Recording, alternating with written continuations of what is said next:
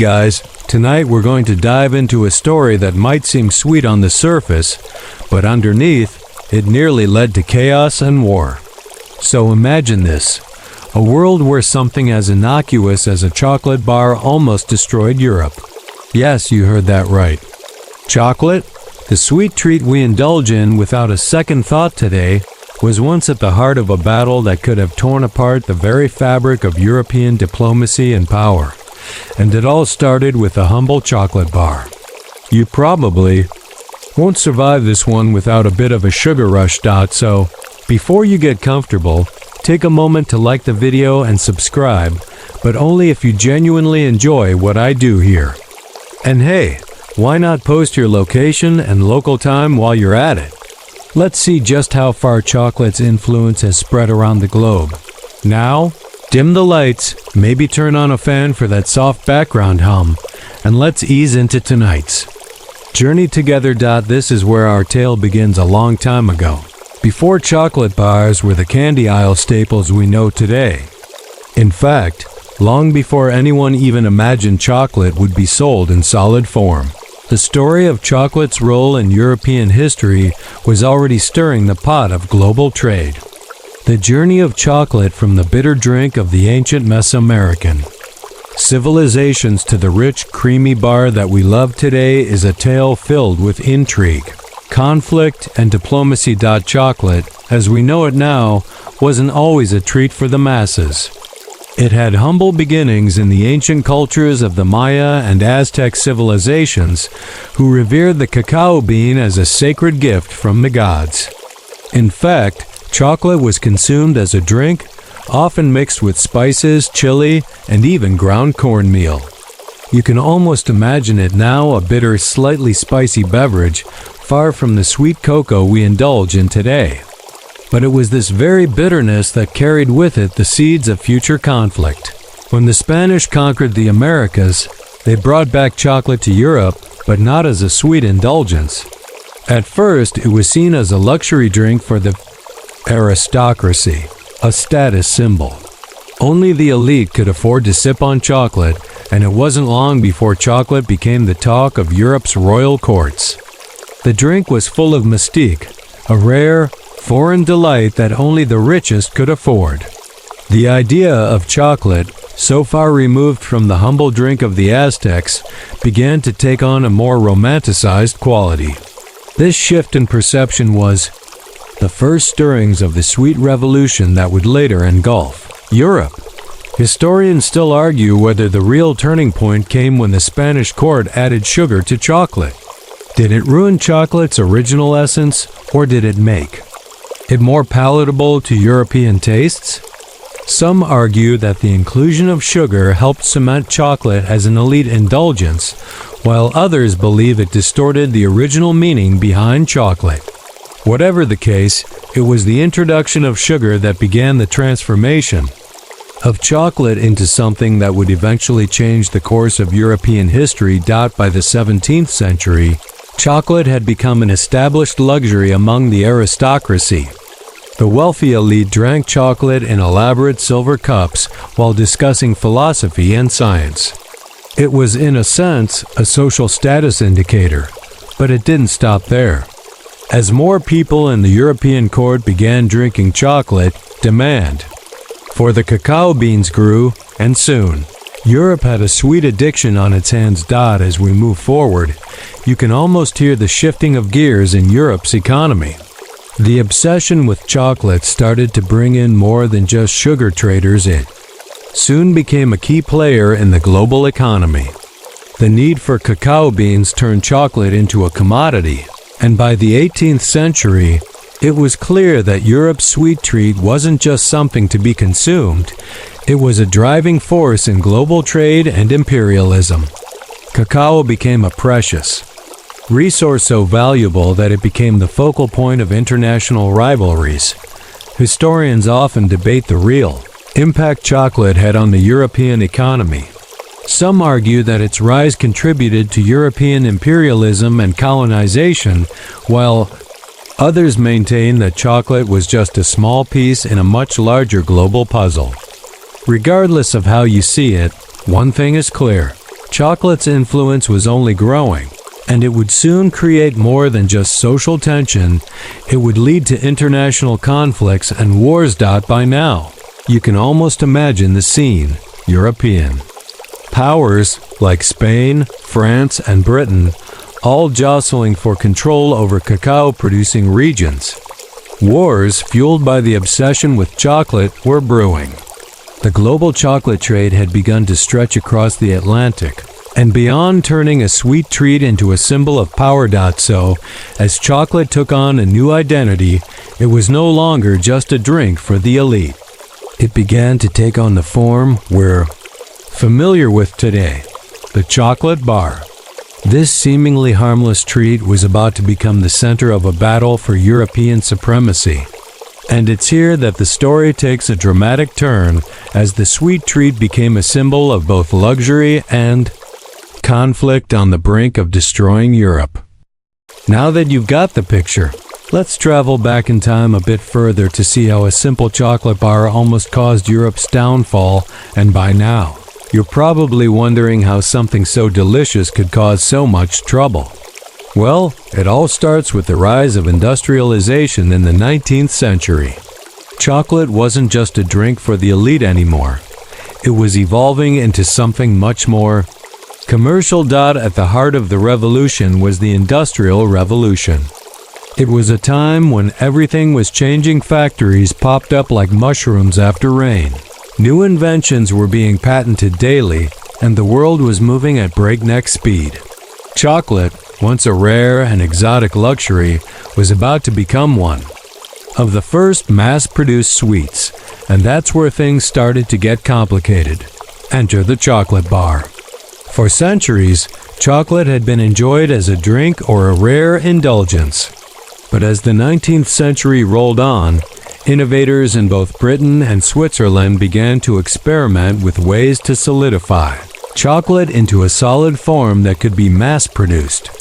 The first significant breakthrough came in 1847 when a British chocolatier named Joseph Fry mixed cocoa butter, sugar, and chocolate liquor into a mold and created what could be considered the first true chocolate bar. You can imagine the excitement in the air as this new product hit the market. It was rich, smooth, and something entirely new, catching the fancy of Europeans everywhere. Historians still argue over whether the innovation of the solid chocolate bar revolutionized European society or deepened existing rivalries. Some claim that the chocolate bar, once mass-produced, democratized chocolate and made it accessible to the masses, helping to spread its enjoyment across social classes. Others argue that it set the stage for a bitter competition between European powers that would stretch across borders. With chocolate being mass-produced in both Britain and France, the race to control the global chocolate market was on, and the rivalry between these two nations, each vying to establish themselves as the top chocolate producer, almost boiled over into full-scale conflict. But it wasn't just the British and French who were caught up in this sweet rivalry. Switzerland, with its rich history of fine confectionery and perfecting chocolate craftsmanship, was also at the forefront. The Swiss added their own twist by creating milk chocolate, which became a huge hit across Europe, particularly with the sweet-toothed population of France and Italy. And of course, the competition didn't just stay within Europe. The United States, always looking for new markets to dominate, also joined the chocolate fray by developing their own chocolate-producing companies, adding fuel to the fire. While the world was busy indulging in the world's newest indulgence, the political atmosphere was growing increasingly tense. Chocolate was no longer just a luxury good enjoyed in quiet corners of royal courts. It was becoming a commodity, a symbol of national pride. Nations were vying not just for the largest share of the market, but for the political and economic power that came with dominating the global chocolate industry. This competition quickly turned into diplomatic tension, with countries positioning themselves to control the most productive cacao-growing regions, such as West Africa and the Caribbean. Historians still argue whether the economic rush sparked by chocolate truly fueled the global conflicts of the 19th century, or if it was just a contributing factor to the wider European imperialist drive. What is clear, though, is that chocolate had moved from being a treat for the elite to becoming a strategic commodity that had the potential to shift global power dynamics. The importance of the chocolate bar as a commercial product cannot be overstated. It was mass-produced, marketed heavily, and soon became something every European power wanted to be known for. But this popularity came at a cost. The rush to produce chocolate on a grand scale led to an ever-increasing demand for cacao beans, which were grown primarily in the tropical colonies areas that were often under the control of European powers. This led to a fierce competition for colonial territories in Africa, the Caribbean, and South America, all of which were rich in cacao-producing land. By now, the chocolate industry was fueling global imperial ambitions. As European countries sought to secure cacao supplies, they expanded their colonial holdings and created a bitter imperial rivalry. Chocolate, in a sense, became both the cause and effect of these territorial struggles. Nations weren't just battling for land. They were battling for control over the raw materials that could feed their growing chocolate industries, and by extension, their economies. And this is where things get tricky as countries increased their control over cacao-producing regions. They didn't just exert economic power, they also used chocolate as a tool of diplomacy.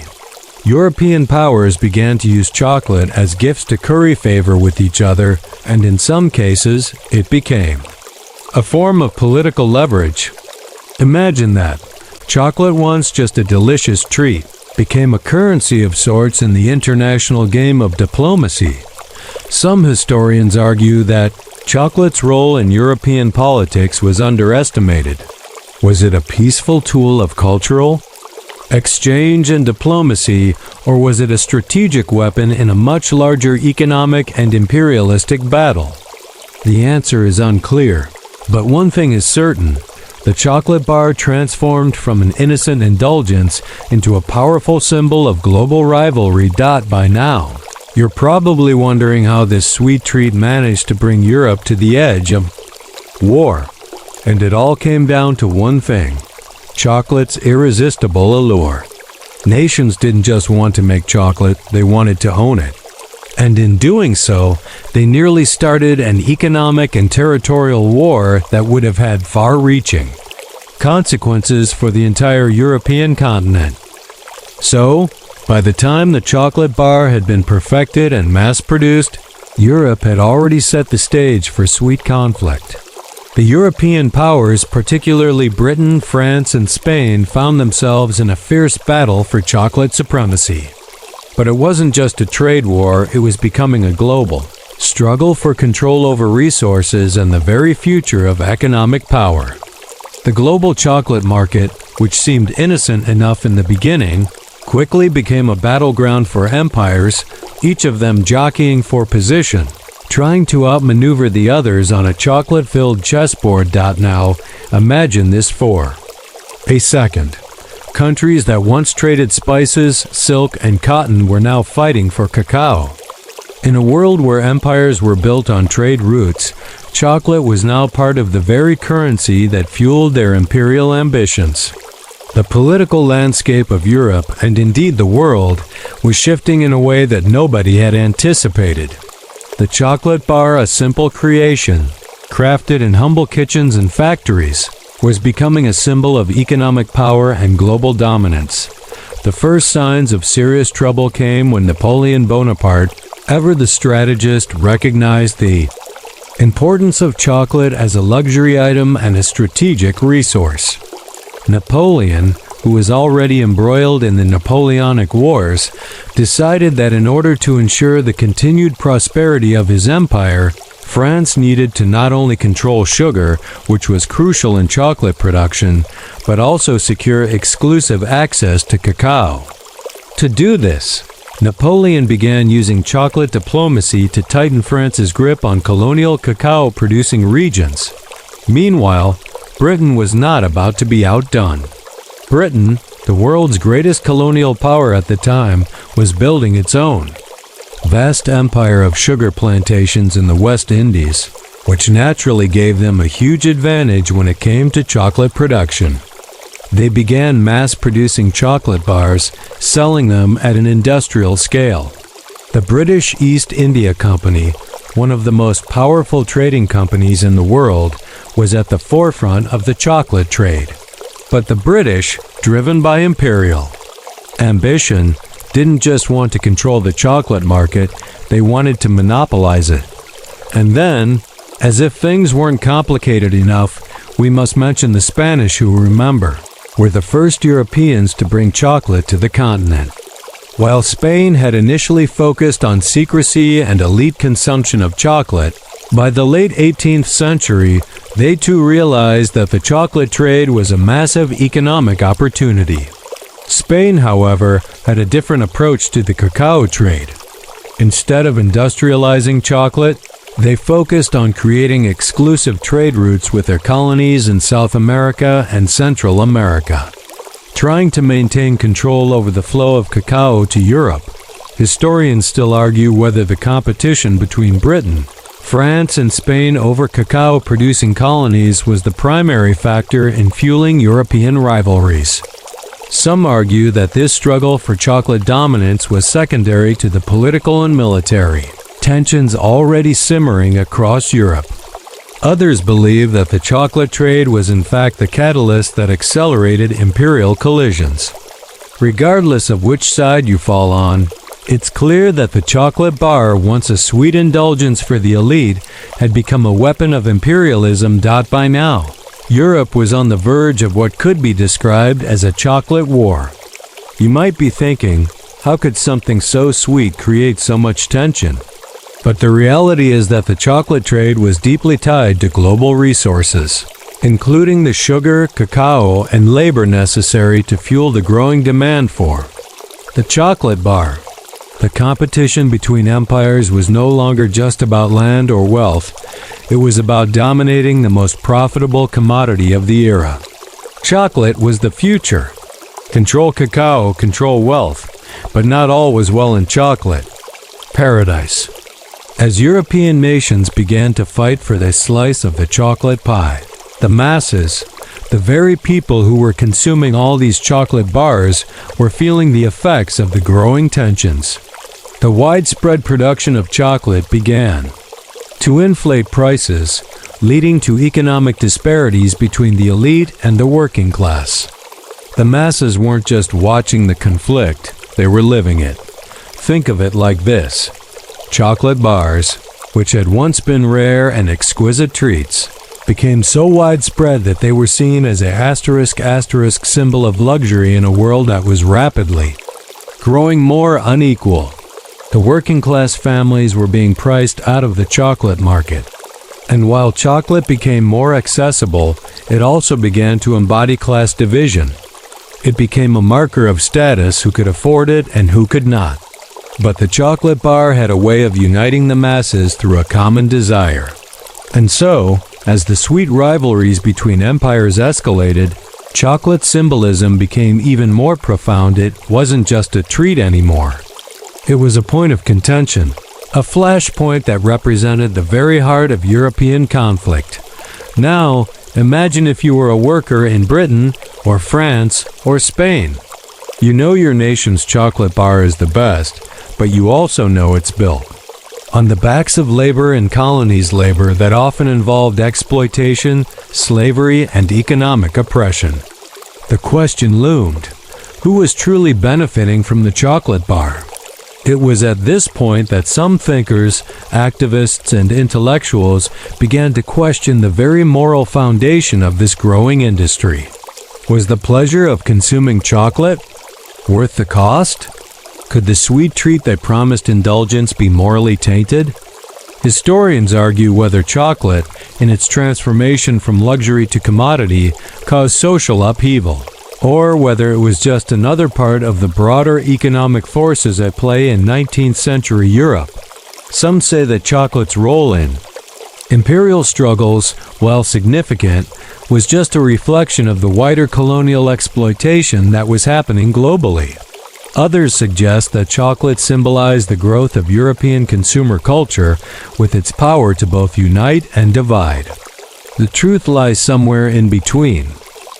By now, it's becoming clear that chocolate's story wasn't just a simple tale of indulgence, it was tightly woven into the very fabric of European imperialism.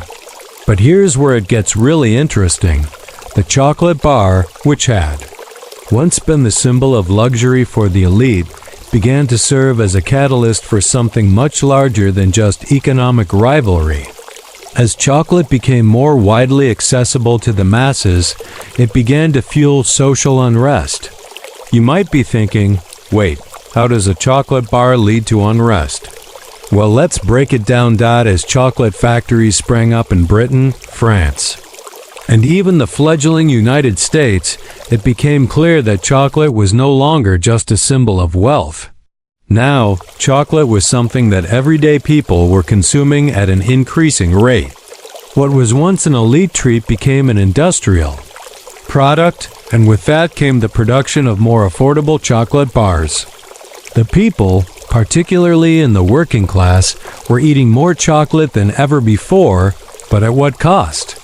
Sure, chocolate was sweet, but the bitter truth was that the expansion of chocolate production led to an exploitative system, and it wasn't just the imperial colonies that were affected. You see, the chocolate bar came at a heavy price for many who worked in the factories. In fact, as factories expanded, the demand for cheap labor surged. Young workers, many of them children, were forced to work in grueling conditions, producing chocolate bars for the growing European middle class and elite. The rise of chocolate production in factories became synonymous with industrial exploitation, sweatshop labor, and economic inequality. The chocolate bar, once a luxury for the wealthy, was now part of a cycle of exploitation that undermined the very social fabric of the countries producing it. The industrialization of chocolate also meant that cacao was now mass-produced at the expense of natural resources. As European nations took control over cacao-producing regions in Africa, South America, and Southeast Asia, they extracted cacao beans in quantities that devastated local ecosystems. The demand for cacao exploded as the chocolate bar became an internationally traded commodity, but the cost was environmental degradation and loss of biodiversity. In the colonies, people were being forced into debt slavery just to meet the chocolate demand, which further deepened tensions between the colonizers and the colonized. Historians still argue about the ethical dimensions of this. Some claim that chocolate helped fuel industrialization, providing affordable goods that helped build the wealth of the European middle class. Others, however, argue that chocolate's rise as a mass-market commodity was a direct result of exploitation. The demand for cheap chocolate led to the enslavement of workers in cacao-growing regions, both through colonial conquest and economic coercion. And the workers in the factories, despite producing the bars that were consumed worldwide, had few rights, low wages, and long hours. As chocolate became a staple of everyday life, so did the inequality that supported its production. This contrast, the luxury of consuming chocolate versus the dehumanizing realities of production, was a source of tension. Social movements soon arose as workers began to demand better wages and working conditions. In Britain, France, and the United States, chocolate factories became the site of early labor uprisings, as workers fought for rights, fair wages, and improved conditions. These protests were often suppressed violently, but they highlighted the growing divide between the chocolate-consuming elite and the working class, responsible for producing the treat. But it wasn't just the workers in the factories who were affected. As chocolate became more affordable, The working class demand for this sweet treat grew, especially in the form of chocolate bars. The question loomed, how much were the masses willing to pay for their chocolate, and how much should be paid? To the workers who produced it? The social implications of this commodity were rippling across Europe. Was the price of a chocolate bar truly worth the suffering and exploitation that it had caused along the way? The idea that a simple candy bar could be a symbol of both indulgence and injustice created a social paradox that would come to define the chocolate wars of the late 19th and early 20th centuries. But despite the growing social unrest, chocolate had become an inextricable part of daily life. By the early 1900s, chocolate bars were everywhere, whether in small shops, corner stores, or the newly founded department stores. The impact was profound. The chocolate bar had gone from being a luxury to being a symbol of modernity and industrial efficiency. And yet, beneath the glossy wrapper of the chocolate bar lay the truth of how deeply embedded chocolate had become in the fabric of global capitalism. The bar was a double-edged sword, a symbol of global trade and economic growth, but also of exploitation and class struggle. As you can imagine, this led to social conflict and class tension, especially as chocolate's role in global trade became more pronounced. You may think of chocolate as a simple treat, but for many Europeans, it was becoming a symbol of inequality, a product that had grown not from the innovation of sweet-toothed entrepreneurs, but from colonial conquest, sweatshop labor, and the rampant exploitation of both workers and natural resources. Historians still debate the degree to which chocolate's mass production contributed to the broader global conflicts of the 20th century. Some argue that it was just a reflection of the larger capitalist system that relied on exploiting colonies and laborers to fuel consumer demand. Others claim that chocolate played a more direct role in shaping industrialization, creating markets that perpetuated imperialism and class division. What is clear, however, is that chocolate's journey from a luxury drink to a mass-produced commodity was anything but sweet. It was as complex and bitter as the origins of the cacao beans themselves. So far, we've seen how chocolate went from a rare luxury drink to a symbol of imperial power, economic growth, and social tension. But you may be wondering how, exactly, chocolate became the global sensation that it is today, how it turned from a contentious political weapon into the worldwide treat we know and love. Let's take a step back and explore how the chocolate bar, now a symbol of both indulgence and class inequality, underwent a transformation during the Industrial Revolution that made it truly ubiquitous. In the early 19th century, the mass production of chocolate was revolutionized by advances in technology and the rise of modern factories. The creation of the chocolate bar, which you know today, was fueled by these innovations. But, at this stage, chocolate was still something of a luxury item. Even though more people had access to it than ever before, it was still sold at high prices, and the working classes could only dream of indulging in the sweet treat that was increasingly advertised as a status symbol. But then, something changed. Enter milk chocolate, a whole new creation that would soon change the game completely. A Swiss chocolatier named Daniel Peter was the first to develop milk chocolate in 1875, combining cocoa with milk powder. This was a game changer. Chocolate bars, already more affordable thanks to mass production, now tasted smoother and creamier, and they could be produced in larger quantities. Historians still debate whether milk chocolate's mass appeal changed the nature of chocolate consumption in a way that altered the balance of power across Europe.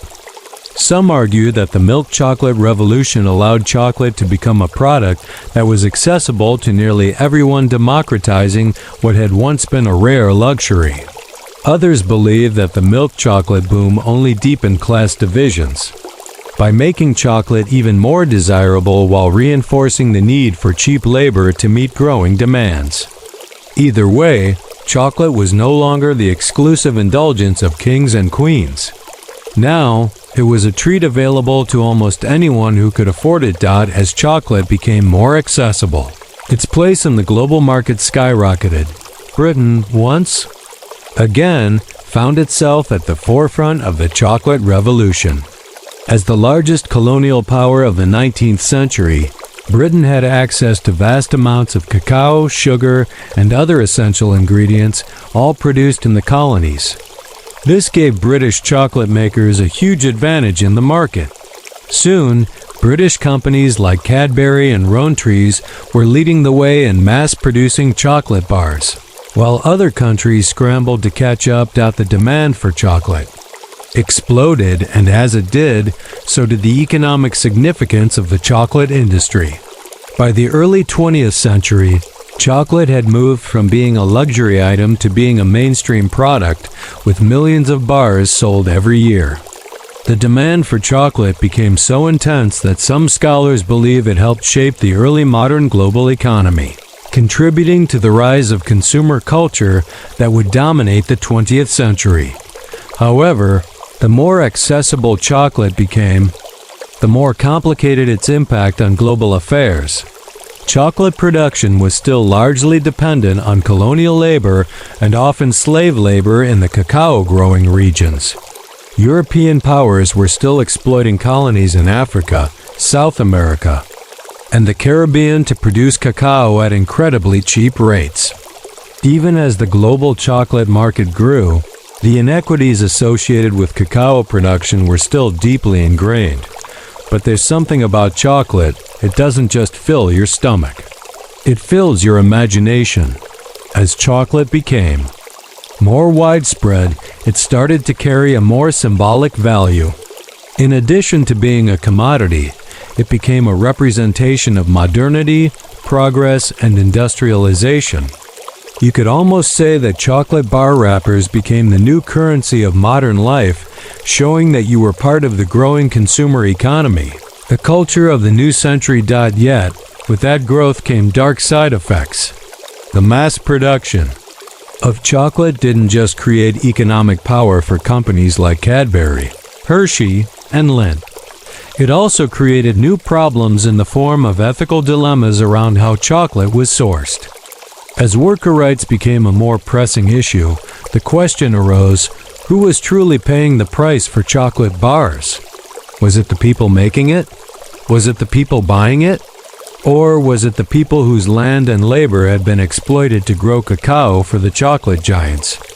This tension between chocolate as a commodity and chocolate as a moral dilemma became a defining characteristic of the chocolate industry as we moved into the 20th century.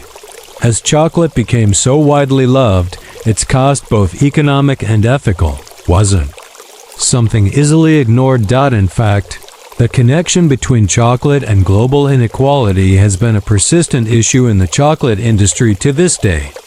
Historians argue whether the rise of chocolate as a global commodity was a reflection of larger societal changes or whether it actively shaped the modern economic and cultural landscape.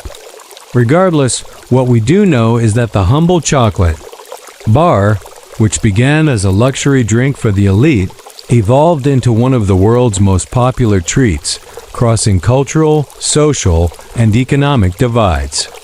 But along with that global popularity came ethical questions that would continue to haunt the chocolate industry for generations to come. It's fascinating to think that something as simple as chocolate, a sweet treat we eat without thinking, has such a complex and tangled history. It's not just about enjoying the taste. It's about understanding the layers of history, politics, and culture that are packed into every bite. The journey of the chocolate bar from a luxury good to a mass-produced commodity is a microcosm of global conflict, colonialism, and capitalism, and it almost destroyed Europe in the process. As we continue our journey through the fascinating and sometimes dark history of the chocolate bar, it becomes clear that the rise of chocolate as a global commodity wasn't just a financial revolution, it was a political upheaval. By the turn of the 20th century, chocolate had become a symbol of industrialization and global trade. Yet, as we dig deeper into this story, we see how it also became the perfect microcosm for the imperial struggles that shaped the world. Remember how chocolate's rise to prominence was fueled by the Industrial Revolution? Well, it didn't take long for chocolate producers to realize that this mass production of chocolate wasn't just about making more bars, it was about making more money. And that meant expanding the global market. The demand for chocolate was insatiable, and with it came the colonial powers scrambling to ensure that they controlled cacao-producing regions. This led to an even more bitter competition for land, resources, and labor, particularly in places like West Africa, South America, and the Caribbean, where cacao trees grew best. Colonialism, in many ways, was the silent partner to the growth of the chocolate industry. European powers were locking down trade routes and establishing cacao plantations in these regions, often exploiting the local populations for their labor. The role of slave labor in cacao production was particularly significant in the early years of chocolate mass production. And while the elite were sipping their hot chocolate in elegant cafes, the workers who grew the cacao beans were living in harsh conditions, enduring grueling work for pennies on the dollar. Historians still argue about the extent to which chocolate's rise was directly tied to the exploitation of African and South American labor. Was chocolate the product of empire, or was it just a symbol of a much larger economic system? Some scholars claim that without the exploitation of labor in colonial territories, the chocolate bar would not have become the industry powerhouse it is today.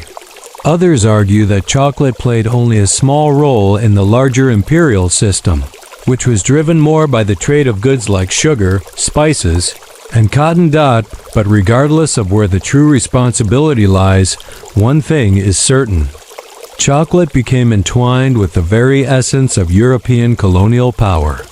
The demand for chocolate fueled the continued exploitation of land and labor in the colonies, creating inequality on both sides of the Atlantic.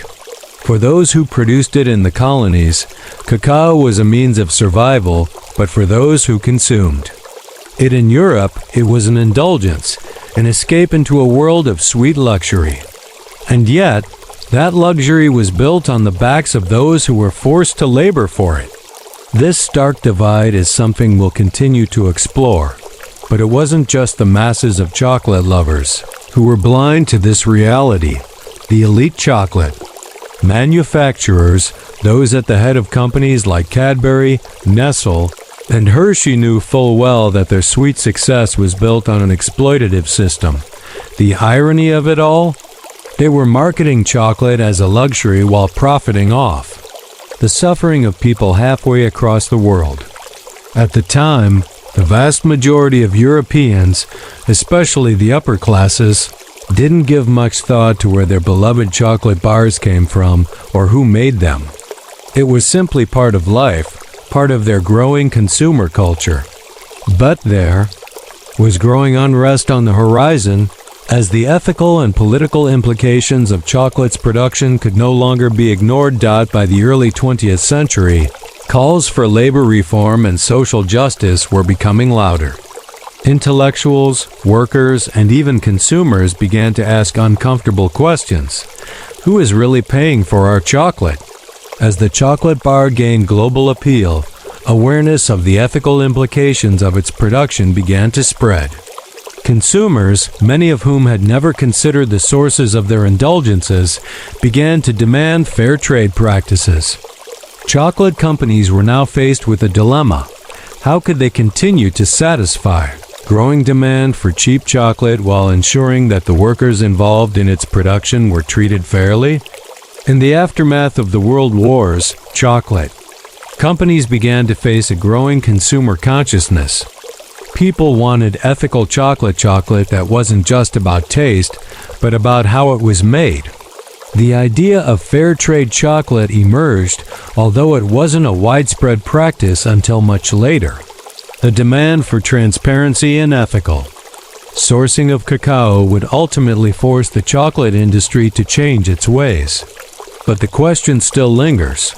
Did the industry change because of consumer pressure, or did it change to protect its profits in the long run? But in the midst of all this, chocolate continued to be a global commodity. It was unavoidable, and soon it became the unofficial currency in diplomatic exchanges. Chocolate bars were sent as gifts between countries, both as symbols of goodwill and as tools of diplomatic leverage. Chocolate, once a simple drink for Aztec nobles, was now part of global politics, being used by world leaders as a soft power to strengthen alliances and smooth over conflicts. Could it be that the sweet chocolate bar, which almost led to an economic and social disaster, had now become the very thing that united nations in a sweet diplomacy? By the time the modern era rolled around, chocolate had evolved. It wasn't just a treat anymore. It was a cultural phenomenon. The chocolate bar had moved from being a luxury good to a symbol of modernity, consumerism, and globalization. And it was in this world of abundance and accessibility that the industry's ethical problems would continue to unfold, revealing the stark divide between the affluent consumers and the workers who still had to pay the price for their chocolate. By now, you're likely beginning to see the paradox that chocolate represents a luxury product that was built on economic inequality, colonial exploitation, and human labor. But as the chocolate industry evolved, so did the public's awareness of these issues. Chocolate, once consumed by the elite as a symbol of luxury and power, had become, over time, a commodity enjoyed by millions. However, that enjoyment was tainted by a moral quandary that would only grow as chocolate spread into new markets and became more widely consumed. As we step into the 20th century, something began to change in the way people looked at the chocolate bar. With the rise of consumerism and mass advertising, the chocolate industry grew in scale, moving far beyond its roots in European courtrooms and elite gatherings. Chocolate companies, ever aware of the power of marketing, sold not just chocolate, but a lifestyle, a piece of something indulgent and special that could be accessible to all. The sweet treats on supermarket shelves were luxuries, yet were priced to reach the masses. Everyone deserved a bit of chocolate, or so the ad campaign said. And perhaps on some level, this new era of chocolate could be seen as a kind of revolution. Chocolate was no longer a luxury item reserved for the rich. It was now a treat for everyone. But as chocolate became more affordable, the question still loomed. Who paid the price for this seemingly innocent indulgence?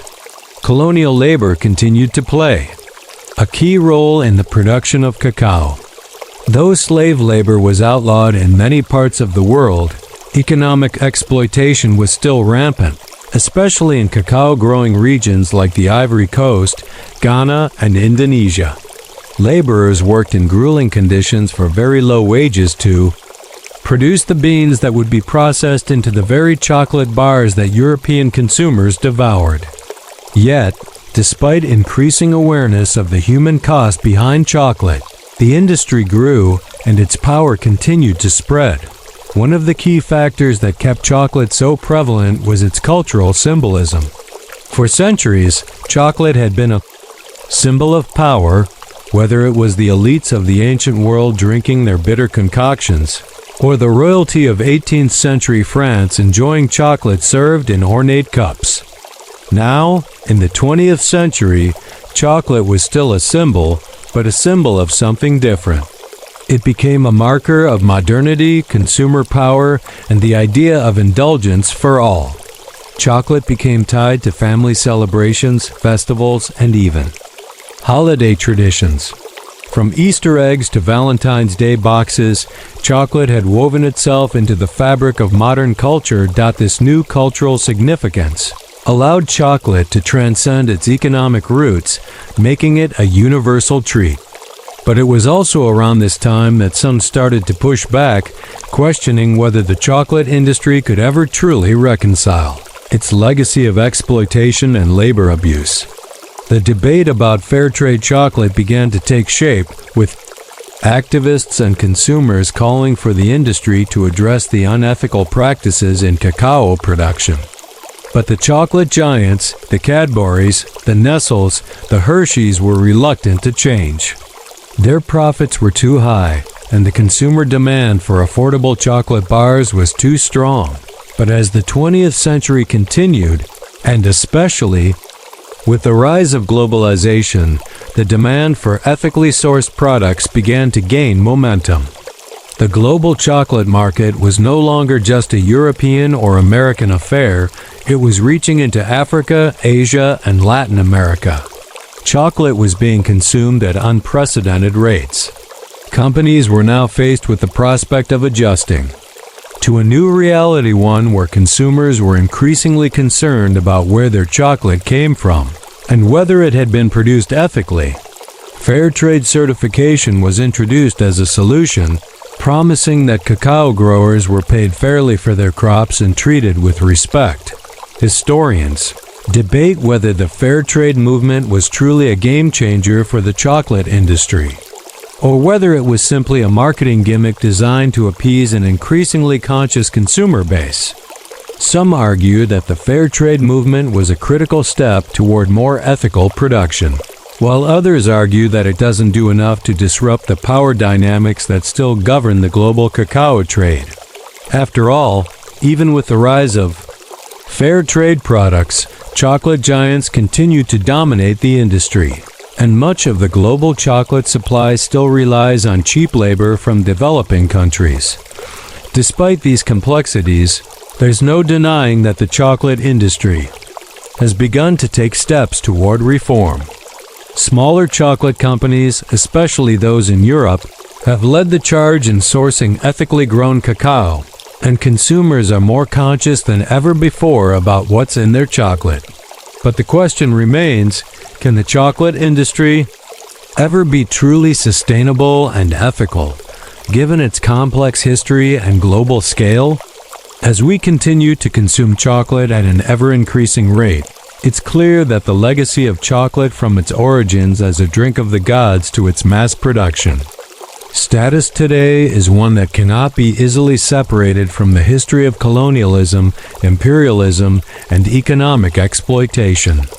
The chocolate bar is a symbol not just of indulgence, but of capitalism, global trade, and consumer power, and as we reflect on this history, we must ask ourselves if the true cost of chocolate has been paid.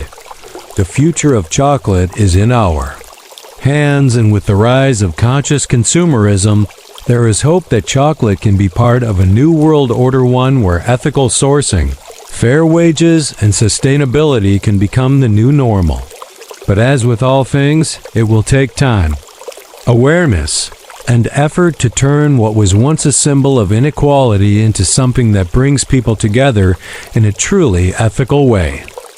As the 20th century drew to a close, chocolate, the once luxurious indulgence of European courts, was not just a treat. It had become an essential part of everyday life. But the question remained, who truly benefited from the chocolate revolution? Was the chocolate bar so lovingly wrapped in its glossy paper, promising sweetness and joy, really the innocent pleasure it appeared to be? Or was there a much darker side to its mass consumption that could no longer be ignored? The ethical dilemma surrounding the chocolate bar is not just a relic of the past. It's an ongoing issue that continues to define the modern chocolate industry. With the rise of globalization, chocolate consumption spread into new markets, but so did the complex issues tied to its production. The ethics of chocolate sourcing have become an increasingly pressing concern as more and more people have begun to consider the true cost of their indulgences. By the late 20th and early 21st century, fair trade was no longer just a niche movement. It had become a central part of consumer consciousness. The rise of organizations like Fair Trade International and Rainforest Alliance helped to push for greater transparency in the chocolate industry. They aim to ensure that the laborers working on cacao plantations were paid fairly, treated humanely, and given access to decent working conditions. And for a while, these movements were successful in raising awareness. However, despite these efforts, the journey from bean to bar remains fraught with complications. As global chocolate consumption increased, so did the pressure on cacao farmers, many of whom were still stuck in a cycle of poverty and exploitation. While the larger chocolate companies, including Nestle and Mars, made promises to adopt more ethical practices, critics have pointed out that these changes are often surface level. Many argue that the structural inequalities inherent in the cacao trade are still present, despite the best efforts of fair trade movements and ethical marketing campaigns. In fact, child labor and forced labor are still pervasive in many cacao-growing regions. According to reports from organizations such as the International Labor Organization (ILO), children in countries like Côte d'Ivoire and Ghana continue to be exploited on cacao farms, with many working in hazardous conditions.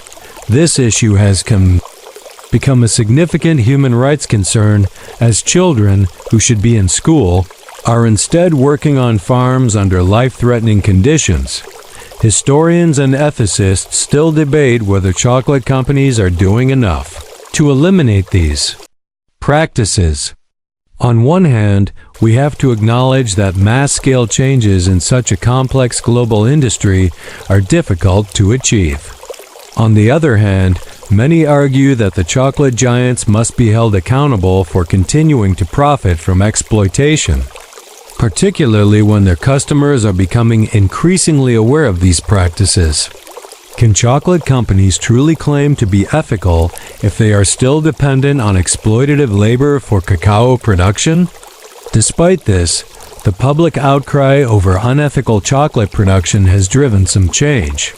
There has been a notable increase in demand for ethically produced chocolate, with consumers actively seeking out products labeled as fair trade, organic, or sustainably sourced. The emergence of smaller, more ethical chocolate brands that prioritize transparency and fairness has shown that there is a growing market for chocolates that do not come at the cost of human suffering. But the question remains, is this enough to redefine the chocolate industry as we know it? While these smaller brands and movements have brought about some change, it's doubtful whether the big players companies like Nestle and Hershey are fully committed to transforming the entire system. Many argue that the power of these corporations remains so vast that real reform is a slow-moving beast, caught in the crosshairs of capitalism and consumer demand. Still, there's hope. More companies are beginning to understand that consumers are demanding accountability, and that the future of chocolate depends not only on taste but on its moral foundation. Consumers' changing attitudes are influencing global chocolate companies to take stronger stances on the sourcing of cacao and the ethical standards they uphold. Let's pause for a moment and take a step back. Imagine for a second that every chocolate bar you eat was produced with complete transparency. The cacao was grown by farmers who were paid a fair wage, and their children were in school, not working in the fields. The land was treated with respect, and the environmental impact of cacao production was minimized. Imagine that chocolate was not just a symbol of indulgence, but a celebration of the people who made it. That world is not entirely out of reach, but it requires consistent pressure from consumers, governments, and organizations to ensure that ethical standards are implemented across the chocolate supply chain. This isn't just about buying ethical chocolate. It's about changing the way we think about chocolate consumption as a whole. What's interesting, though, is that chocolate's history and legacy, despite its complex, sometimes troubling origins, has made it an icon of consumer culture. People are so attached to the idea of chocolate as a global treat that it has transcended its controversial past to become a symbol of comfort and affection. Chocolate is still associated with pleasure, celebration, and togetherness, no matter the reality of how it's made. This paradox chocolate's universal appeal despite its problematic. History speaks to the power of consumer culture in today's world. Can we ever fully detach our love for chocolate from its past? Or will chocolate always be a symbol of both indulgence and exploitation?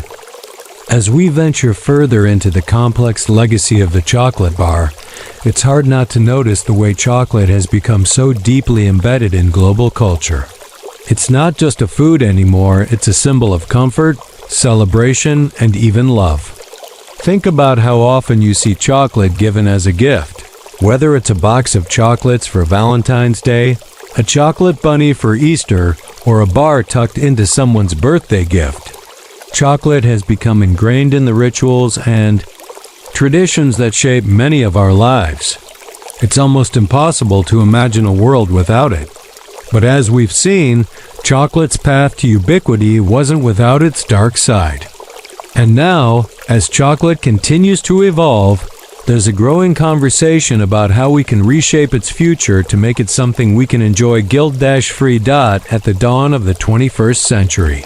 One of the most significant changes to the chocolate industry came in the form of ethical consumerism. The millennial generation, a group of consumers that is deeply invested in issues like sustainability, fair trade, and corporate responsibility, began to demand more from their chocolate. They didn't just want a sweet treat. They wanted to know the story behind the cacao, the labor conditions, and whether the companies behind their chocolate were contributing to positive change. This new wave of consumers, empowered by the rise of social media, began holding companies accountable in ways that hadn't been possible in the past. A few bad news stories about child labor, unethical sourcing, or environmental destruction could quickly go viral, putting massive pressure on even the largest chocolate brands. Suddenly, chocolate was not just something to eat, it was something that had to be earned. Companies began to respond, albeit slowly. Over the past 2 decades, the chocolate industry has seen a marked shift towards sustainability and ethical sourcing. Brands like Green and Black's and Divine Chocolate championed fair trade practices, promising that their cacao was sourced ethically and that farmers received fair wages for their labor.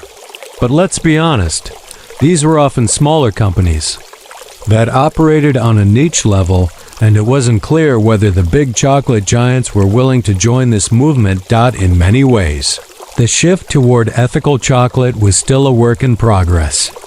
While some brands were making significant strides, others were merely dipping their toes in the water of corporate responsibility. The question remained, could the massive chocolate companies such as Nestle, Mars, and Hershey ever change their entire supply chain, especially given how dependent they were on cheap cacao produced in colonial-style systems? Some historians argue that the ethical chocolate movement is an example of capitalism adapting to market pressures. In other words, chocolate companies weren't necessarily becoming more moral. They were simply reacting to the demand for ethically sourced products.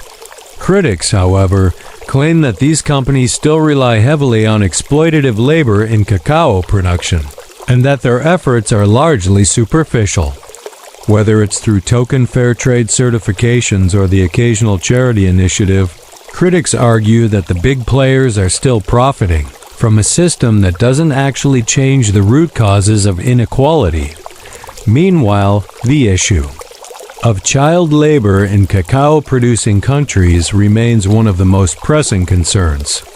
Despite efforts from international organizations like the International Cocoa Initiative and Fairtrade International, the reality is that large parts of the chocolate industry still rely on regions where forced labor and child labor are rampant. The supply chain remains murky, with some large chocolate companies still facing accusations that their chocolate is made with unethical practices. And yet, chocolate continues to be cherished by billions of people around the world. What began as a rare indulgence for the elite has now become ubiquitous, a treat that represents much more than just a craving for something sweet. It represents cultural significance, shared experiences, and for many, comfort during difficult times. Whether it's a favorite chocolate bar after a stressful day, a gift to a loved one, or a treat for a child, chocolate is still intertwined with moments of joy and connection. But the ethical questions that still linger over chocolate's production are part of a larger conversation about consumption and exploitation. Chocolate's history is not one of simple sweetness. It's a history of imperialism, inequality, and the complex web of global trade that continues to shape the way we consume. As we sit down with a chocolate bar, it's important to remember that the treat we enjoy today has a complicated past, one that involves not just the cacao beans, but the lives of those who harvest them, the resources they use, and the land they work.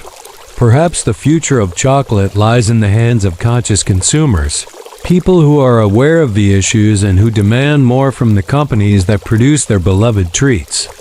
The key to chocolate's future could very well be in the choices we make as consumers, whether we choose ethical brands, support local initiatives, or hold the larger chocolate giants to a higher standard.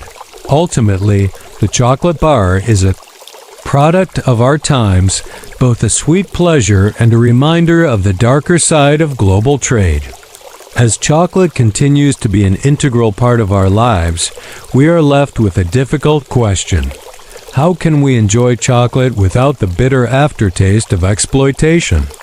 It's a question that we may not have fully answered yet, but the rise of ethical chocolate is at least a step in the right direction. Chocolate will continue to be part of our culture. It has already left an indelible mark on our history, on our economies, and on our daily lives. But with continued effort, maybe one day we'll reach a world where chocolate is truly ethical, produced with respect for the people who grow it and for the environment that sustains it.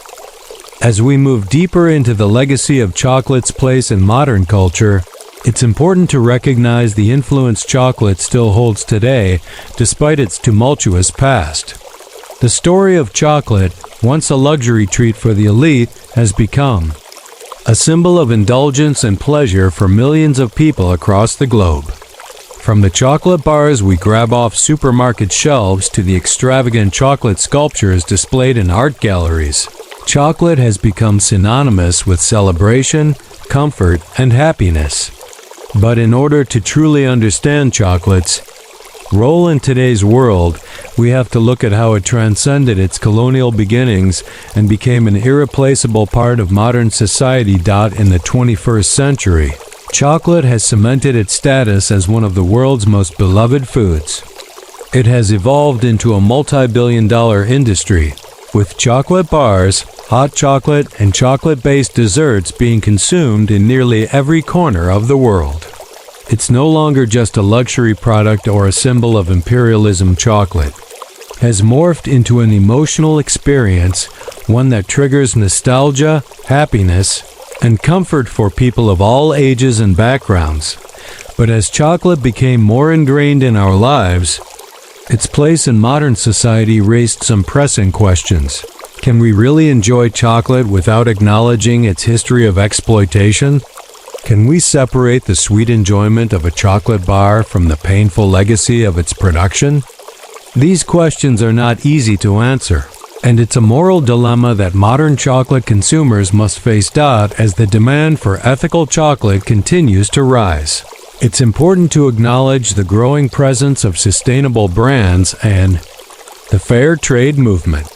Consumers now have access to ethical alternatives to mainstream chocolate brands, and they're using their purchasing power to demand greater transparency in the chocolate supply chain.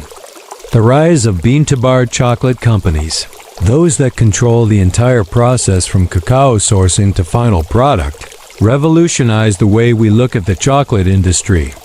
These companies not only emphasize sustainability but also make a commitment to support farmers, local communities, and fair wages. By providing an alternative to large-scale chocolate corporations, these brands aim to create a more equitable chocolate industry where farmers are paid fairly for their work. However, the struggle is far from over. As we have seen, the chocolate industry is a massive global machine, and the big players like Nestle, Mars, and Hershey still dominate the market, making it difficult for smaller, ethical companies to truly compete. While there are pockets of progress, many of these companies have been slow to adopt real, substantial changes to their supply chains. And the problem isn't just limited to labor practices. It's also about the environmental impact of large-scale cacao farming. Deforestation, pollution, and the overuse of pesticides are still rampant in many cacao-producing regions, contributing to environmental degradation and biodiversity loss. As chocolate consumers, we are at a crossroads. The growing popularity of ethically produced chocolate is a step in the right direction, but we must ask ourselves, how far are we willing to go to support a truly ethical chocolate industry? Will we continue to demand cheaper chocolate at the expense of human and environmental well-being? Or will we support the companies that are committed to doing better, even if it means paying a little more for that indulgent treat? The rise of conscious consumption is a promising sign that we're beginning to take these questions seriously. In many ways, the chocolate bar's journey reflects the shift in modern attitudes toward consumer responsibility. We no longer live in a world where we can ignore the consequences of what we consume. Whether it's chocolate or any other product, consumers are starting to demand accountability from the companies that produce the goods they buy. And while chocolate may never be completely free from its controversial past, there is hope that the future of chocolate can be shaped by more ethical standards and sustainable practices. For now, chocolate will remain an integral part of global culture. It will continue to be a part of holidays, celebrations, and special moments. It will bring comfort to those who need it and joy to those who enjoy its sweetness. But as we indulge in chocolate, it's crucial to remember its complex history, suffering and exploitation that underpinned its rise, as well as the ethical challenges that we still face today. The future of chocolate is in our hands. We have the power to choose whether chocolate will remain a symbol of exploitation or become a force for good in the world. So, the next time you bite into a piece of chocolate, remember that you're not just experiencing a sweet treat. You're also partaking in a legacy that spans centuries, filled with joy, struggle, and complexity. By choosing where and how we spend our money, we can play a part in shaping a future where chocolate is produced ethically, sustainably, and with respect for both the people and the environment that make it possible. The chocolate bar may have started as a tool of imperialism, but it's up to us to decide whether it will remain a symbol of injustice or become a beacon of hope and change. The power is in our hands, and the next bite could be part of the revolution. Now that we've explored the ethical evolution of the chocolate industry, it's time to take a step back and reflect on the broader cultural significance of chocolate in the modern world. The story of the chocolate bar is not just about its economic and ethical impacts. Chocolate has woven itself into the very fabric of human experience. It's tied to celebration, comfort, and love, but it's also tied to memories. When you think of chocolate, what comes to mind? Maybe it's the chocolate Easter eggs from childhood or that romantic box of chocolates you received on Valentine's Day. For many, chocolate represents moments of pleasure and connection. It's a shared experience, an emotional experience. But beneath these sweet associations, chocolate also represents something more profound. It's a mirror of the world we live in, reflecting both the good and the bad. The opulence that comes with a chocolate bar is a reminder of the exploitation that goes into producing it. And yet, as chocolate continues to hold a special place, in our hearts, we're left to wrestle with these complex contradictions. Can we love chocolate, knowing its tangled past, or do we risk perpetuating a cycle of moral complacency? You might find it curious that something as simple as chocolate has become such a potent symbol in our lives. After all, it's just cacao, sugar, and milk mixed together, right? But chocolate's journey from a sacred drink for ancient Mesoamerican kings to a global billion-dollar industry tells us a lot about the way humans consume, and the way history is intertwined with every bite we take. It's about more than just what we eat. It's about what those things represent in our larger culture. Chocolate, like other foods, carries with it cultural values, economic systems, and importantly, the consequences of those systems. If we're honest, chocolate's appeal goes beyond its taste. It has become a tool of connection, transcending boundaries of age, culture, and geography. For example, think about the ritual of sharing a chocolate bar. Gifting chocolate is a universal gesture of love, appreciation, and affection. From family members to friends, chocolate has become a symbol of affection. But what if this seemingly harmless offering holds more than just a token of goodwill? What if, in each wrapped bar, there's a lingering reminder of the socio-economic system that created it? Yet, despite the complex history that comes with chocolate's production, it remains a comfort food for so many. In moments of stress, celebration, or nostalgia, people turn to chocolate to fill a gap in their emotions. It's not just about filling an empty stomach, it's about filling an emotional void. Chocolate, in its many forms, has an uncanny ability to make us feel better. Whether it's a chunk of dark chocolate to lift your spirits or a chocolate milkshake shared with friends, chocolate is tied to emotional well-being in a way few foods can replicate. The way chocolate has cemented itself as a symbol of love and happiness is no accident. Chocolate advertisements have worked tirelessly to sell us this idea. The image of a romantic dinner with a chocolate dessert, or a child's face lighting up with joy after opening a chocolate gift, is deeply ingrained in our collective subconscious. The marketing of chocolate has been an incredible success. It has attached itself to our emotions, teaching us to associate chocolate with joy, pleasure, and connection. But let's pause for a moment and think critically. How much do we really know about the story behind the chocolate bar we enjoy so freely? Can we indulge in chocolate while also acknowledging the role it plays in global inequality? As we consume more chocolate than ever before, the truth behind its production becomes more important than ever. While the rise of ethical chocolate has brought positive change, there's still much work to be done to ensure that chocolate becomes a product that reflects not only pleasure but also justice. Perhaps chocolate's complexity is exactly why it holds such power over us. It's not just a treat, it's a symbol. The chocolate bar represents everything from colonialism and exploitation to consumer culture and globalization. In a way, each chocolate bar we consume is a testament to the contradictions in our own world, the contrast between luxury and inequality, comfort and exploitation. But here's the thing, you can still love chocolate. In fact, guilt-free enjoyment of chocolate is possible. By choosing ethically sourced, fair-trade chocolate, you're supporting a system of fairness that prioritizes the well-being of farmers, workers, and communities.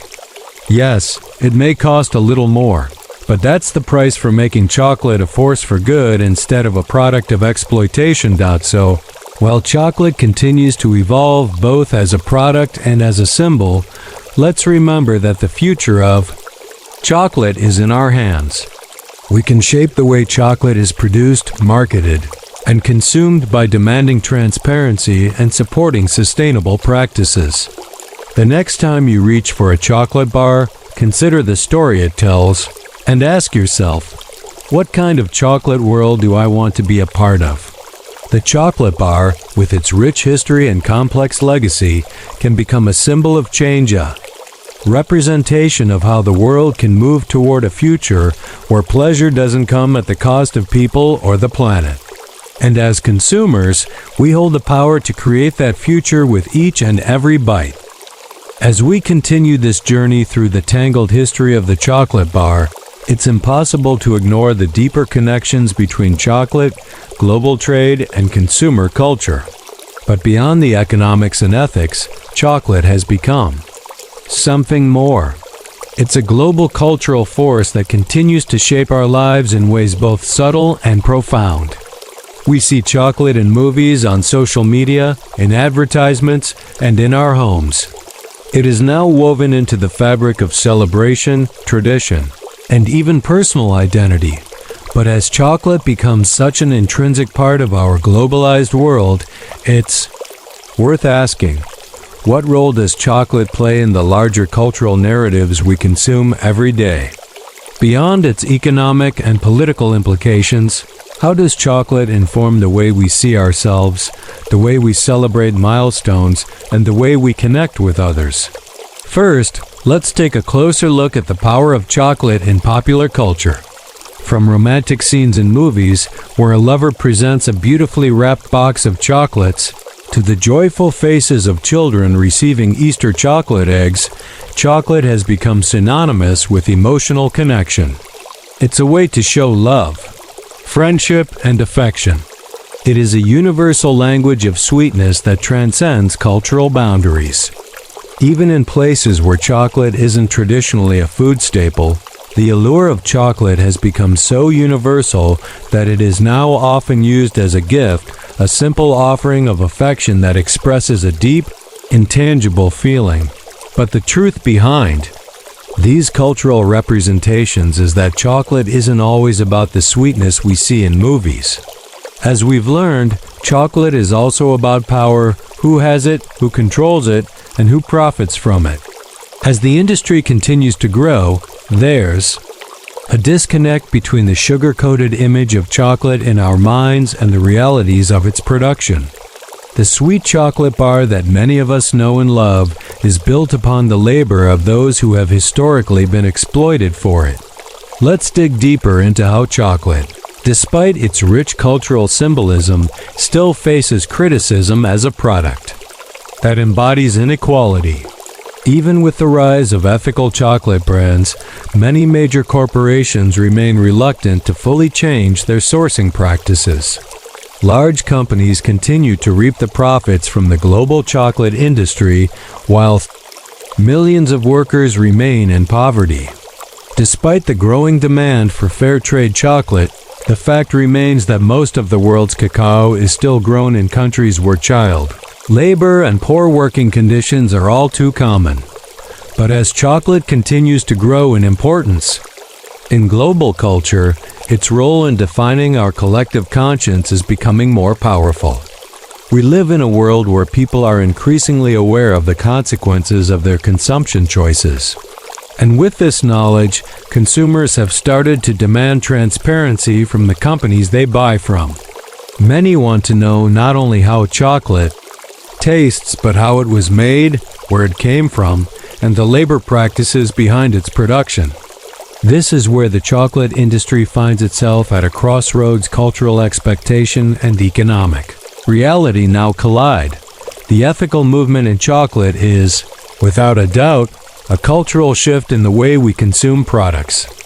This shift is not just about eating chocolate. It's about making more informed choices about what we're supporting.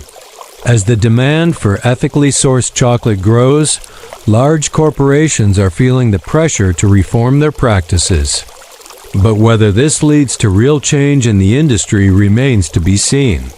Fair trade certification and ethical sourcing are a step in the right direction, but big chocolate continues to thrive, with some brands still reluctant to fully commit to sustainability and fair labor practices. It's a contradiction at the heart of our relationship with chocolate. The more we consume, the more we must demand change. Yet, this evolving cultural awareness comes with positive outcomes.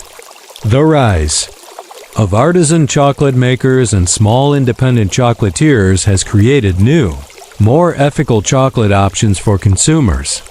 These smaller boutique chocolate makers prioritize sustainability, traceability, and fair trade practices. They provide consumers with a better understanding of where their chocolate comes from and the people behind it. Many of these small chocolate brands are pushing the larger corporations to rethink their practices and be more transparent about the origins of their cacao. Despite these positive shifts, chocolate's global cultural presence remains as strong as ever. The question now is whether chocolate will continue to represent the good, a symbol of indulgence, comfort, and celebration, or whether it will transform into a symbol of sustainability, responsibility, and global cooperation. Can chocolate continue to be something we share with loved ones without the shadow of its controversial history lingering over us? As consumers, we are now in a position to reshape chocolate's future, one where ethical sourcing, fair trade practices, and environmental sustainability become the new standard. Chocolate's journey from a sacred drink of the Mayan and Aztec civilizations to a global commodity has been nothing short of dramatic. And today, the sweet treat that we enjoy can either be a force for good or a symbol of the problems of global trade. It's up to us, the consumers, to decide what kind of future we want for chocolate. Awareness, action, and choice are now the tools we can use to shape chocolate's legacy, whether that means embracing a more ethical system or continuing to consume without questioning where it comes from. As we consume chocolate in all its forms, let us remember that we can enjoy it responsibly. We can choose to support companies that prioritize ethical sourcing, that give back to the communities where cacao is grown, and that help heal the wounds caused by centuries of exploitation. It's time for chocolate to be the sweet treat it was always meant to be, one that brings us together, comforts us, and reflects our values. As we move forward in our exploration of chocolate's complex legacy, let's take a moment to focus on the future, the role that chocolate will play in shaping the global market, its cultural significance, and its potential to bring about positive change. The question we now face is whether the chocolate industry can break free from the colonial past and become a truly ethical industry, or whether it will continue to uphold the same systems of inequality that have persisted for centuries. Can chocolate evolve from a product tainted by exploitation into one that represents sustainability, fairness, and justice? The journey ahead is both exciting and challenging, and the decisions made today will shape chocolate's legacy for generations to come. One key development that has helped to shape this future is the growing awareness of sustainability in the chocolate industry. Sustainability, when it comes to chocolate, means much more than just ensuring that cacao is sourced ethically. It means considering the environmental impact of cacao farming, the economic sustainability of cacao farmers, and the social sustainability of communities involved in chocolate production. As the chocolate industry continues to grow, so does the need for practices that preserve ecosystems, support local economies, and protect workers' rights. Interestingly, the young generation of consumers, many of whom are motivated by environmental and ethical concerns, have become some of the biggest drivers behind the push for sustainable chocolate. With increased access to information via social media and digital platforms, consumers today are more informed than ever before. They are increasingly aware of the impact of their purchases and are demanding change. Chocolate companies are starting to listen, not only because consumers are willing to pay more for ethically sourced chocolate, but because the market is shifting in a way that encourages them to adapt. Transparency is now expected, and the days of hiding behind corporate secrecy are slowly fading. Yet, the question remains, how sustainable is the future of chocolate, really? While smaller, independent brands have been at the forefront of advocating for ethical sourcing, the big players, the giants of the chocolate world, still have a long way to go. Brands like Nestle, Hershey, and Mars have made some positive strides toward improving sustainability in their supply chains. But critics argue that true change is only possible if they commit fully to fair trade practices and environmental stewardship.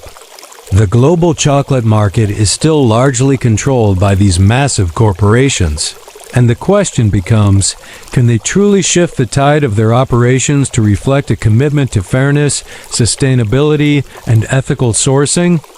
One significant challenge in achieving a more ethical chocolate industry is the issue of cacao supply. Cacao is a resource-intensive crop, and the process of growing cacao often leads to deforestation, especially in regions where cacao farming is a primary industry.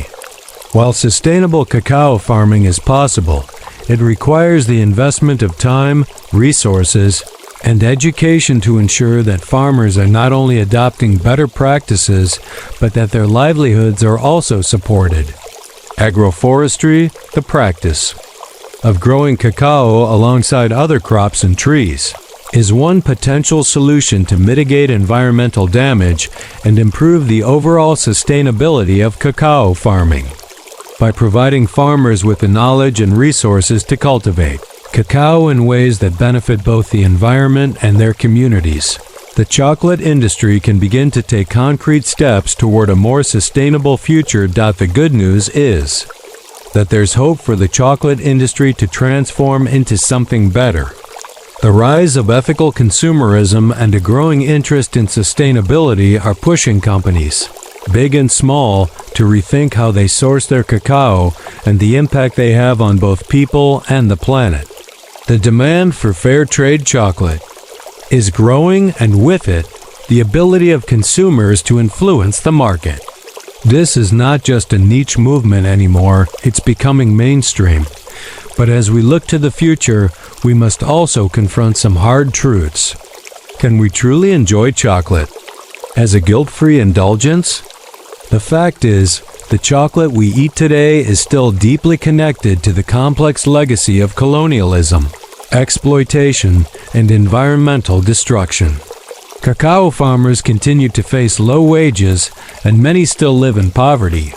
Child labor remains a persistent problem in some parts of the cacao-producing world, and the environmental impact of cacao farming is still felt around the globe. The chocolate industry, despite its growth and evolution, still has a long way to go before it can claim to be truly ethical. This reality calls for a shift in the way we, as consumers, approach chocolate. It's not enough to simply buy chocolate. We must demand change and accountability from the companies that produce it. Supporting ethical brands, choosing fair trade chocolate, and voting with our wallets are the first steps toward creating a chocolate industry that reflects the values we want to see in the world. But this won't happen overnight, and the journey toward a more ethical and sustainable chocolate industry will require continued effort from both consumers and corporations alike. At the end of the day, chocolate represents more than just a delicious treat.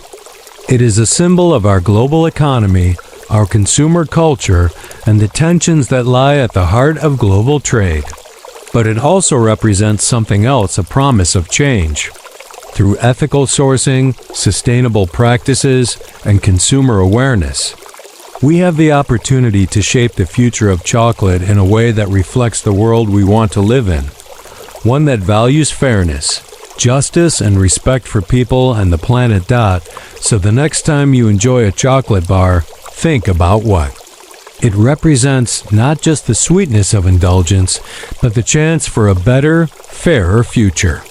The chocolate bar can still be a symbol of joy and celebration, but it can also be a symbol of responsibility, sustainability, and ethical choices. The power to create that change is in our hands with each and every bite. As we near the end of our deep dive into the world of chocolate, it's important to take one last look at what chocolate means in our society and the role it will play in shaping the future of food production and global commerce. From its humble beginnings as a bitter beverage consumed by the ancient Mayans to its evolution into a globally beloved treat, chocolate has always held cultural significance. But as we've seen, its history is complicated, woven with the threads of imperialism, exploitation, and socioeconomic inequality. And despite all the strides made toward more ethical sourcing and fair trade practices, the question remains, can chocolate ever truly be the symbol of justice and sustainability it has the potential to be? There's no doubt that the chocolate industry is evolving, with more companies than ever before stepping up to meet the demand for ethical chocolate. But as much as we'd like to think that the rise of fair trade chocolate and sustainable farming practices signals a happy ending for the industry, the reality is more complicated. Global demand for chocolate is still growing at a rapid rate, and this has put pressure on the supply chains, the farmers, and the land. While there has been progress, many of the fundamental issues like the lack of transparency, poor wages, and environmental degradation still persist, particularly in cacao-producing regions. The modern consumer is in a unique position to influence how the future of chocolate unfolds. Thanks to the rise of social media, consumer activism, and greater access to information, we are now more aware than ever of the challenges facing the chocolate industry. The choices we make as consumers matter. When we support brands that prioritize ethical sourcing, fair wages, and sustainable farming practices, we are helping to shift the tide toward a more equitable industry. But to truly make an impact, we need to demand transparency from the industry's biggest players and hold them accountable for their actions. One of the most powerful tools in this movement is the rise of certifications like Fairtrade, Rainforest Alliance, and UTZ, which have begun to set industry standards for what constitutes ethical chocolate. These certifications provide consumers with a simple way to make more informed decisions about the chocolate they purchase. Yet, it's important to remember that certification alone doesn't always guarantee true fairness or sustainability. It's a step in the right direction, but we must continue to demand more from companies, particularly the giants that still dominate the chocolate market. In a sense, chocolate's evolution from an exotic drink for the elite to a mass-produced commodity has mirrored the larger shifts in our global economy. Chocolate has become part of the global supply chain, moving across borders, changing hands, and adapting to market forces. The reality is that the chocolate bar you eat today has likely been touched by countless hands, from the cacao farmer in Ghana to the factory worker in Switzerland to the marketers who sell it to you. Each step of the journey has its own set of challenges, but also its own opportunities for improvement. Despite all the issues, there's hope for chocolate's future. The rise of small, independent chocolate companies has paved the way for a new generation of artisan chocolate makers, who are not only committed to quality but also to ethical sourcing and sustainable practices. These companies are redefining what chocolate means in a modern, conscious world. They are challenging the traditional ways of doing business and showing that it's possible to produce delicious chocolate while also doing right by the people who make it. But as the larger corporations catch up, they must take real action and move beyond token gestures. The ultimate challenge for the chocolate industry is to balance supply and demand without compromising on human dignity and environmental sustainability. It's about more than just paying lip service to the idea of sustainable chocolate. It's about transforming the entire supply chain to create an industry that is truly just and equitable. And as consumers, we have the power to push for this transformation. For the future of chocolate to be truly sustainable, we must think beyond just ethics and fair trade. We need to consider the long-term environmental impact of cacao farming, which is often linked to deforestation and the destruction of natural habitats. The environmental cost of growing cacao is high, and to be truly sustainable, the chocolate industry must embrace agroforestry and sustainable farming techniques that both protect the environment and support farmers. Moreover, the industry needs to embrace transparency in its supply chains, allowing consumers to see exactly where their chocolate comes from and the conditions under which it was produced. This transparency is key to building trust with consumers and ensuring that they are making ethical choices with every chocolate bar they purchase. As we think about the future, chocolate must become more than just a commodity. It must become a symbol of positive change. It can be a product that brings people together while respecting human rights, labor, and the environment. But for this to happen, the chocolate industry must undergo a fundamental shift, a shift that prioritizes the well-being of farmers, workers, and the planet over the bottom line. We've come a long way from the days when chocolate was an exclusive drink for kings and emperors. Today, chocolate is a global indulgence enjoyed by millions. It's a product that has brought joy to people's lives for centuries. But as we move forward, let's ensure that chocolate's legacy is one that is both sweet and just a legacy. That reflects our highest values, both as consumers and as global citizens. The chocolate bar, with all its layers of history, complexity, and significance, is at a turning point.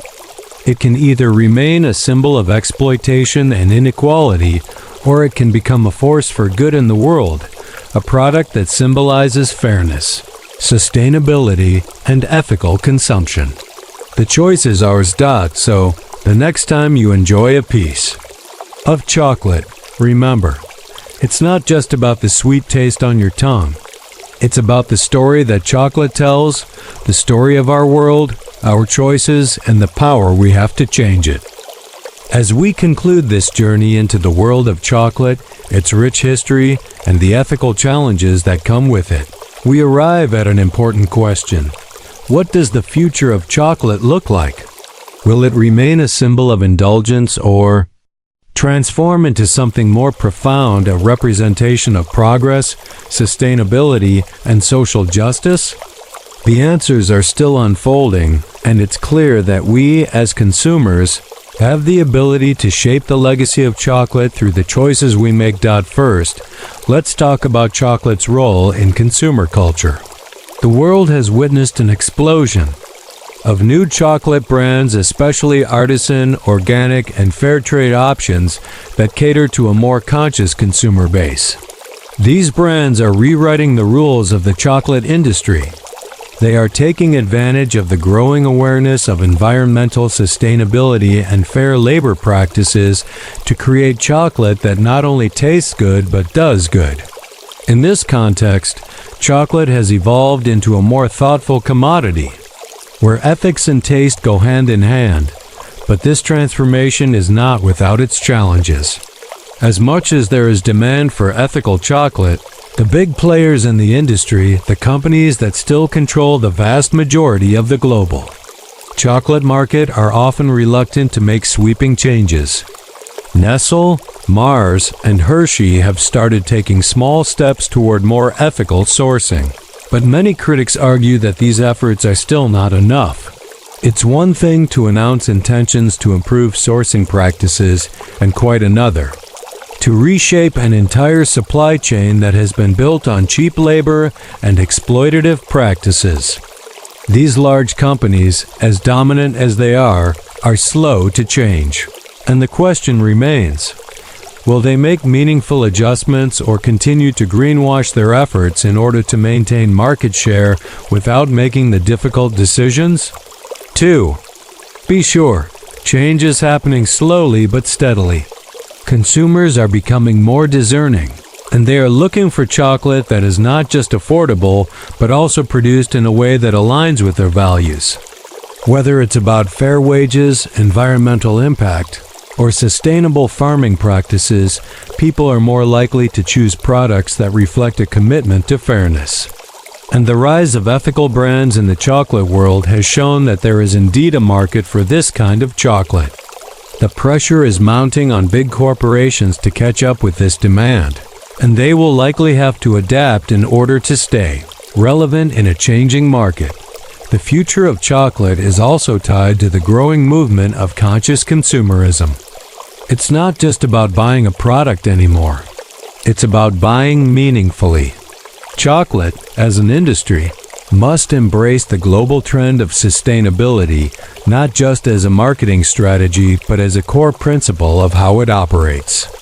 And this isn't just about chocolate bars, it's about global supply chains, labor rights, and corporate accountability.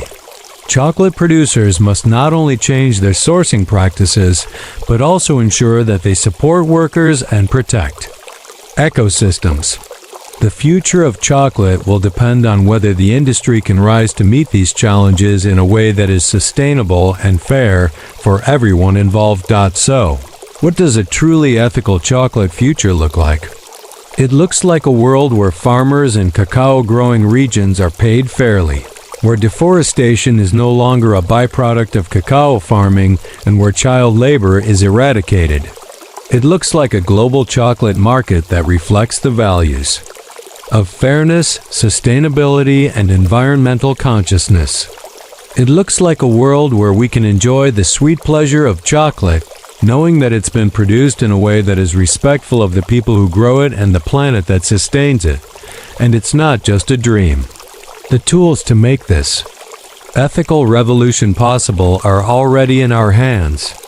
As consumers, we have the power to demand transparency, support ethical companies, and choose chocolate that meets the highest standards of social and environmental responsibility.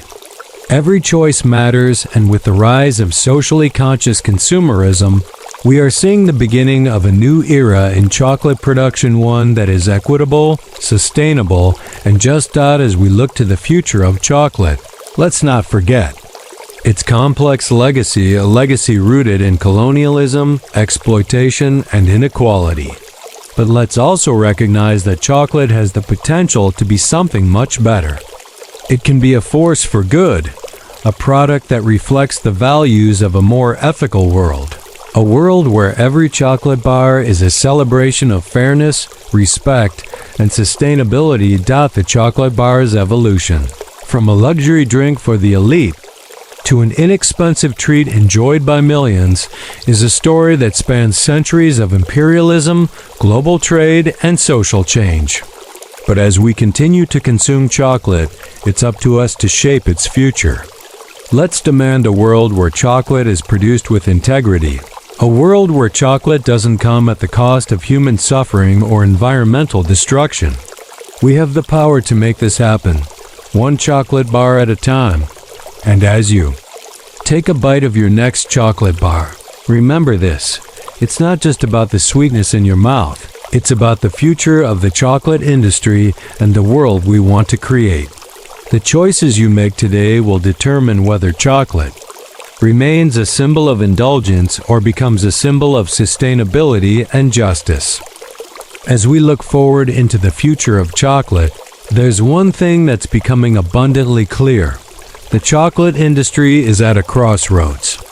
The decisions we make now as consumers, corporations, and governments will define the future of chocolate for generations to come.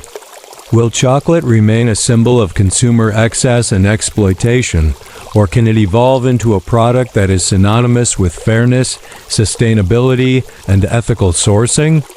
Over the past few decades, the conversation around chocolate has shifted dramatically. Once thought of as nothing more than a sweet treat, chocolate now carries a much heavier weight in our collective consciousness. Chocolate is no longer just about the taste. It's about the story behind every bite. We live in a time where consumers are increasingly aware of the impact their purchasing decisions have on the world, and chocolate, in particular, has come under intense scrutiny for its role in exploitative labor practices, environmental degradation, and global inequality. But it's not all doom and gloom. The fact that we're having these conversations is a sign of progress. And in this section, let's explore the ways in which chocolate companies, communities, and consumers are working together to create a more ethical future for the beloved treat. The transition from unsustainable, exploitative practices to a fairer, more transparent system is a long road, but it's one that's worth walking. First and foremost, The key to a sustainable chocolate future lies in transparency. In the past, the supply chain for cacao, the key ingredient in chocolate, has been opaque. From the farm to the chocolate bar, the path that cacao takes is often shrouded in mystery, leaving consumers unaware of the environmental impact or labor conditions involved. But the growing demand for ethical chocolate has led to increased transparency, with more brands committing to clearly communicating the journey of their cacao from the farm to the final product. Brands that commit to fair trade and sustainable sourcing are now increasingly providing consumers with traceable cacao that adheres to specific standards. These standards not only ensure that cacao is grown in a sustainable manner, but also that the people who produce it, whether they're smallholder farmers or workers on large plantations, are paid fairly and treated with respect. As a result, consumers can now make informed choices about the chocolate they purchase, knowing that it was sourced responsibly. One of the major shifts we've seen in recent years is the rise of direct trade and bean-to-bar chocolate makers. These smaller, independent companies are pioneering a new way of producing chocolate, one that's more transparent and equitable. Many of these companies work directly with cacao farmers, ensuring that they receive a fair price for their beans, and that the conditions under which the cacao is grown and harvested meet strict ethical standards. This direct relationship between farmers and chocolate makers is a game changer, as it empowers the producers and gives them the support they need to thrive while producing high quality cacao. But what does all of this mean for the larger chocolate companies that dominate the global market? For decades, big chocolate corporations have been built on cheap cacao sourced from developing countries, where workers are often paid poverty wages and child labor remains widespread. These companies have reaped the rewards of low-cost production, while the cacao farmers have borne the brunt of the labor. But today, as the demand for ethical chocolate grows, even the biggest players in the industry are feeling the pressure to adapt. Companies like Nestle, Mars, and Hershey have started making incremental changes to their sourcing practices, committing to sustainable cacao sourcing and investing in programs aimed at improving the livelihoods of cacao farmers. Nestle, for instance, has committed to sourcing 100% of its cacao from sustainable sources by 2025, and Mars has made strides toward ensuring traceability and responsible sourcing. These efforts are positive steps in the right direction, but they must go beyond promises and reports.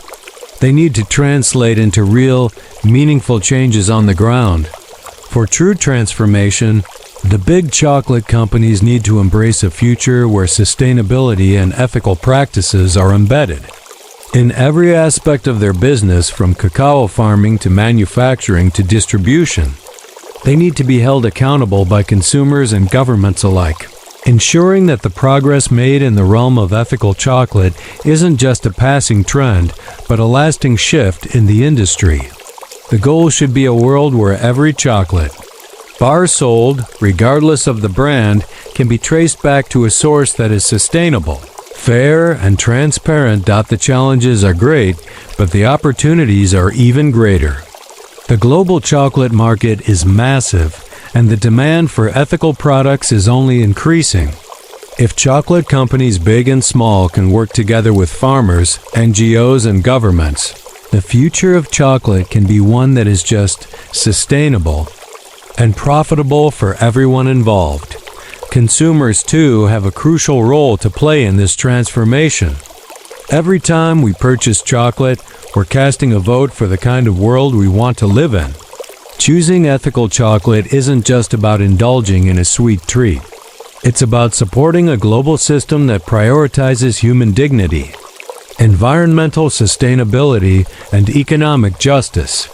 And the good news is that, increasingly, consumers are demanding these changes. The rise of ethical chocolate is a testament to the power of consumer activism, a movement that's not just about buying chocolate, but about demanding change. As we look to the future, Chocolate can become a symbol of change of force for good in the world. It can become a product that represents fairness, justice, and sustainability. And if we continue to support ethical brands, demand greater transparency, and hold companies accountable, we can shape the future of chocolate in a way that truly reflects the values we want to see in the world.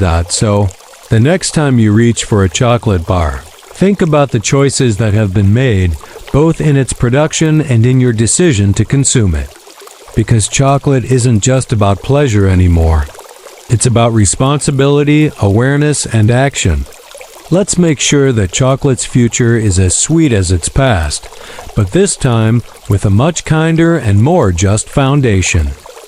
As we look ahead to the future of chocolate, it's clear that the way we interact with the chocolate industry will play a key role in shaping not only its economic footprint, but its social and environmental legacy as well. Ethical chocolate is no longer just a niche market. It's becoming a mainstream movement that has the potential to redefine how we approach food, sustainability, and fairness. But the reality remains that, while progress has been made, challenges persist, and the journey toward a fully ethical chocolate industry is still unfolding.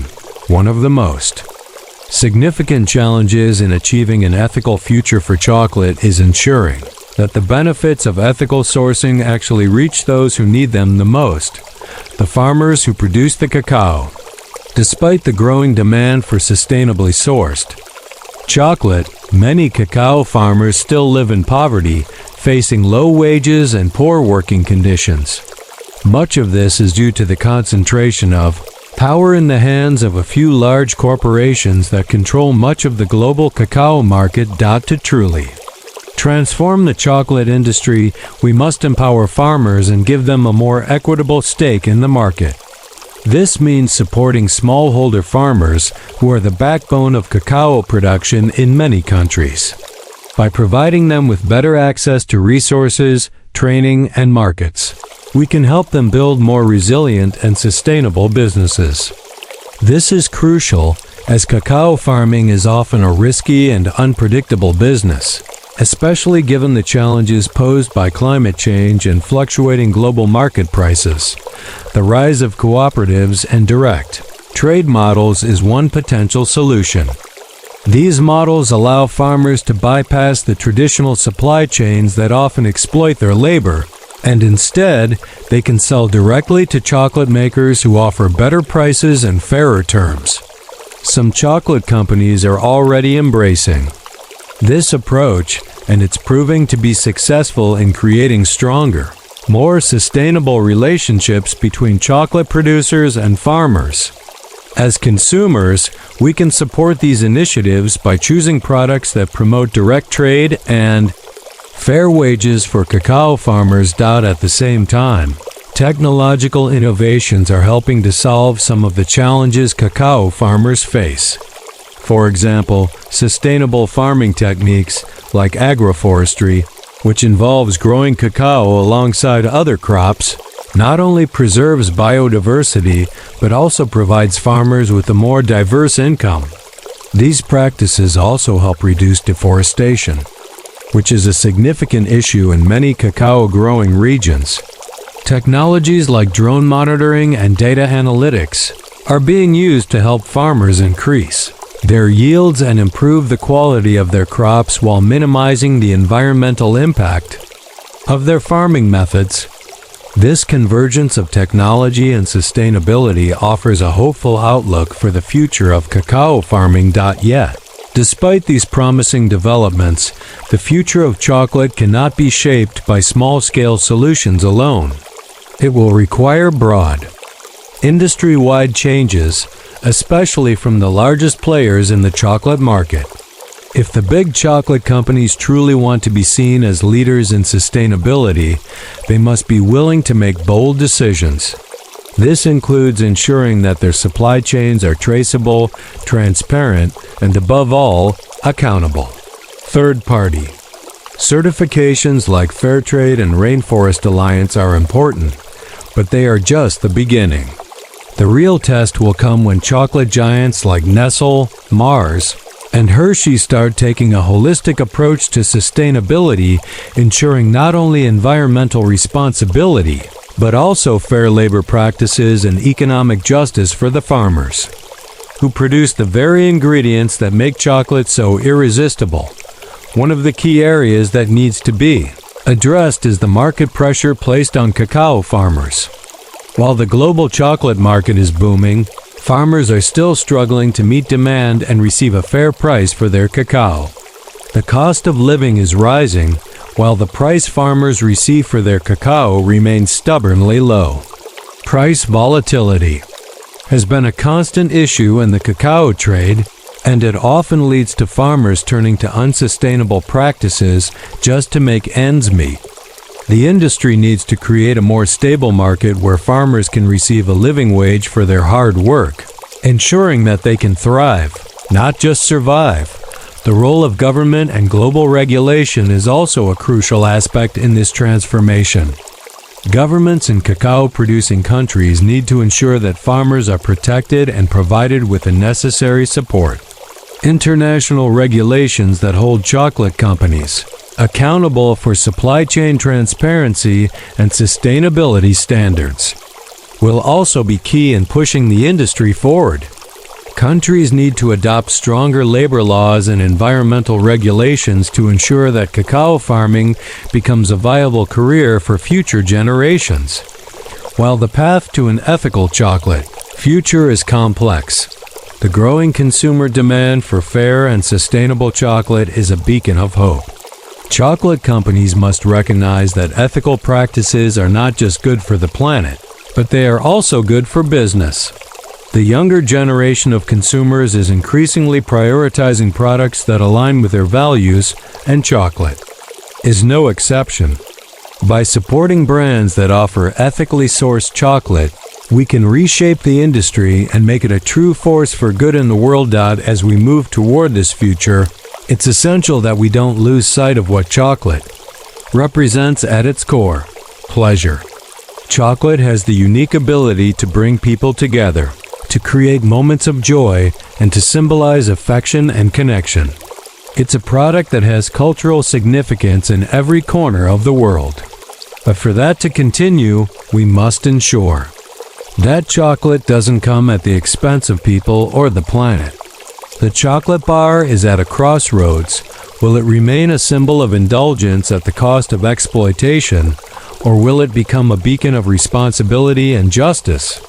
As chocolate continues to be a global phenomenon, it's up to all of us, the consumers, the companies, and the governments, to decide what kind of chocolate we want in the future.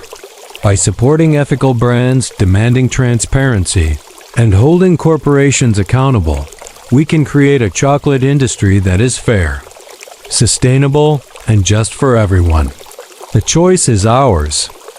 The story of chocolate is truly one of transformation, from its origins as a bitter drink consumed by Mesoamerican rulers to becoming a global symbol of pleasure and indulgence.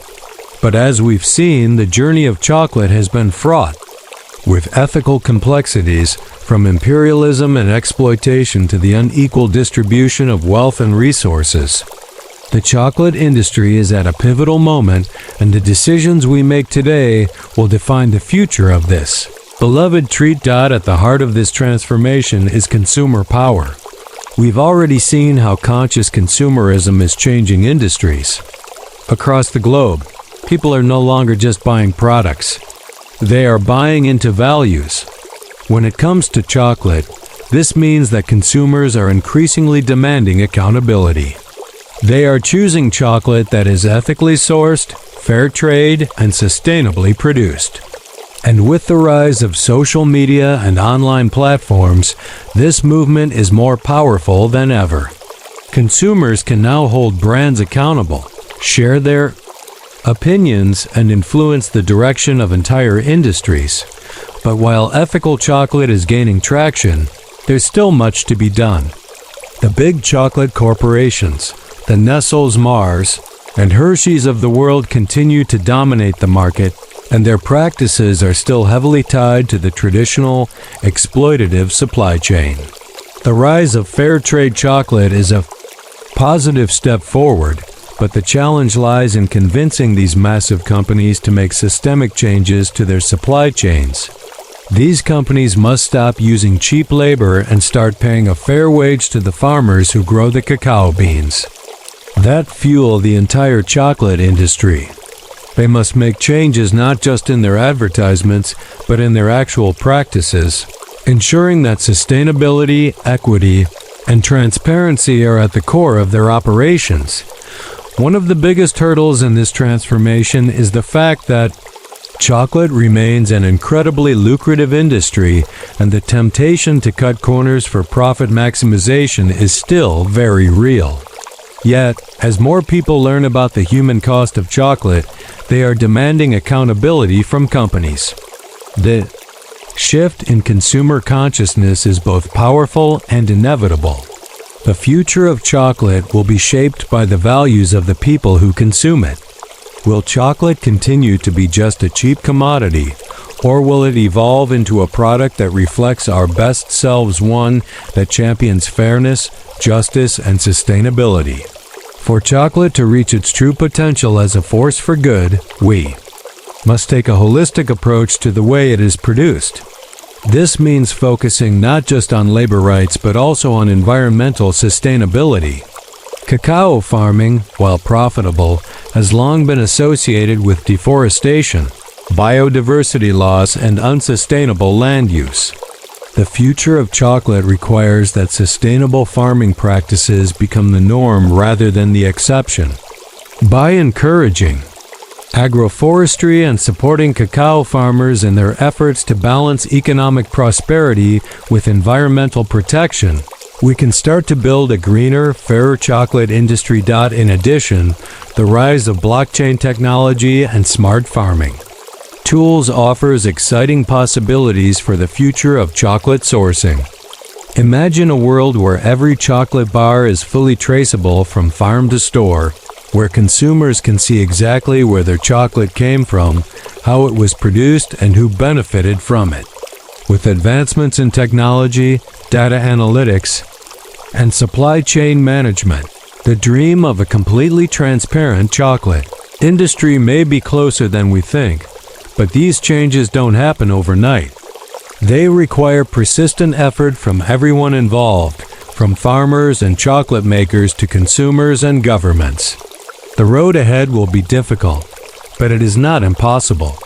With increasing pressure from consumers, chocolate companies will have to either adapt or be left behind. The success of ethical chocolate lies not just in the hands of small artisan brands, but in the willingness of global corporations to embrace ethical responsibility on a much larger scale. The ethics of chocolate go beyond just labor and environmental concerns. They touch on the very core of what it means to be a responsible consumer in today's world. The choices we make matter. Every time we purchase a chocolate bar, we're casting a vote for the kind of world we want to live in. By supporting companies that prioritize fairness, sustainability, and transparency, we can help shape a future where chocolate is made ethically and enjoyed by everyone, without harm to the people who produce it or the planet we depend on. Future of chocolate is not just a question of taste. It's a question of values. Can we continue to indulge in chocolate without contributing to exploitation? Can we turn chocolate from a symbol of inequality into a beacon of hope, justice, and sustainability? The answers lie in the choices we make as consumers, as well as the industry's commitment to real change. As chocolate continues to evolve, it can either remain a symbol of consumer excess or become something much more profound, a force for good in the world. Chocolate's future is in our hands, and we have the power to shape it. With awareness, accountability, and action, we can create a world where chocolate is a sweet treat for the soul and for the planet. As we wrap up our exploration of chocolate's complex legacy and future, it's clear that the world of chocolate has evolved in ways both surprising and inspiring. But while the chocolate industry has made some strides toward ethical sourcing, sustainability, and fairness, the journey is far from over. The story of chocolate is far from just a tale of sweetness. It's a reflection of the broader forces of globalization, consumer culture, and the fight for ethical practices.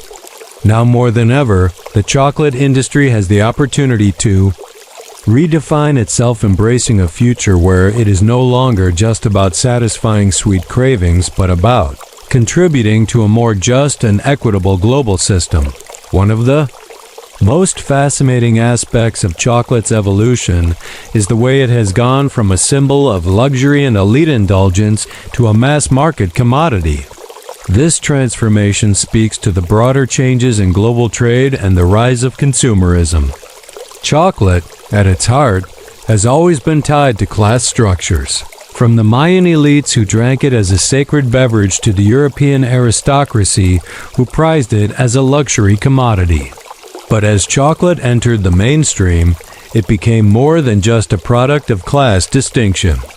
It became a universal treat, a common indulgence that transcended social barriers and was enjoyed by people from all walks of life.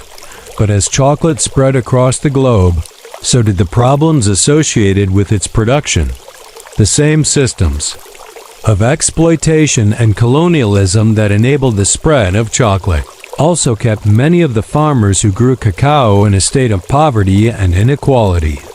As chocolate became more widely available and more affordable, it was clear that its benefits were not equally distributed.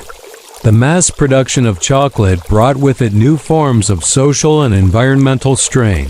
With labor abuses and deforestation in cacao-growing regions, the irony of chocolate's accessibility and its dark origins has not gone unnoticed, and today it's becoming increasingly difficult to ignore these uncomfortable truths. The rise of ethical chocolate has offered hope for a better future, but it's clear that big chocolate corporations need to do more than just offer fair trade certification or sustainable sourcing initiatives. The real challenge lies in transforming entire supply chains from cacao farmers to factory workers to the communities that depend on the chocolate industry for their livelihoods. The question we must ask is, what kind of chocolate industry do we want to support? Is it one that upholds traditional exploitative practices or one that embraces fairness, sustainability, and respect for the environment and human rights? What we need now is a paradigm shift, one that reimagines chocolate not just as a product to consume, but as a force for social change. This shift requires a collective effort from chocolate companies, governments, consumers, and farmers alike. It's not just about improving working conditions or reducing environmental impact. It's about creating a system that is equitable for everyone involved. We must challenge the assumptions of the chocolate industry and demand that it adapt to meet the needs of both people and the planet. For this shift to happen, companies must take ownership of the entire supply chain, ensuring that their cacao is grown in a way that supports both the people and the environment. That means empowering farmers, particularly smallholder farmers, and offering them fair prices for their crops. It means committing to sustainable farming practices that protect biodiversity, reduce deforestation, and ensure that cacao is grown with respect for the land. These are the steps that need to be taken to remake the chocolate industry into a force for good. But it's not just about companies. Consumers play an essential role in this transformation. By making more conscious decisions, we can demand change from the industry. We have the power to choose ethical brands, support companies that prioritize transparency, and hold larger corporations accountable. Each time we purchase sustainable chocolate, we cast a vote for a world where fair wages, environmental protection, and social justice are at the forefront of chocolate production. Chocolate is at a critical juncture. It can either continue to be a product of exploitation and inequality, or it can evolve into a product that brings people together, creates fairness, and supports sustainable practices. The industry has the potential to create a positive impact on millions of people's lives, but that change will take time, commitment, and collaboration from all corners of the globe. The future of chocolate is not just about the treat itself, it's about how we, as global citizens, choose to engage with the world of chocolate. It's about understanding the true cost of our consumption and taking responsibility for the choices we make. By demanding transparency, supporting sustainable brands, and advocating for fair labor practices, we can reshape the chocolate industry into one that reflects the values of fairness, sustainability, and respect for people and the planet. In the end, chocolate can be a symbol of joy, a comfort food that unites us across cultures and borders. But it can also be a force for change, a product that helps foster a fairer and more sustainable world.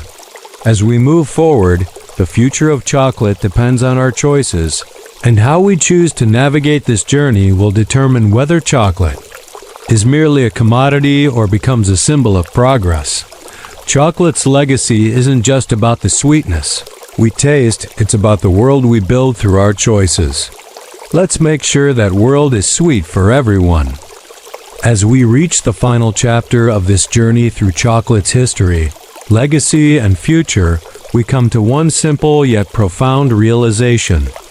Chocolate can be a force for good.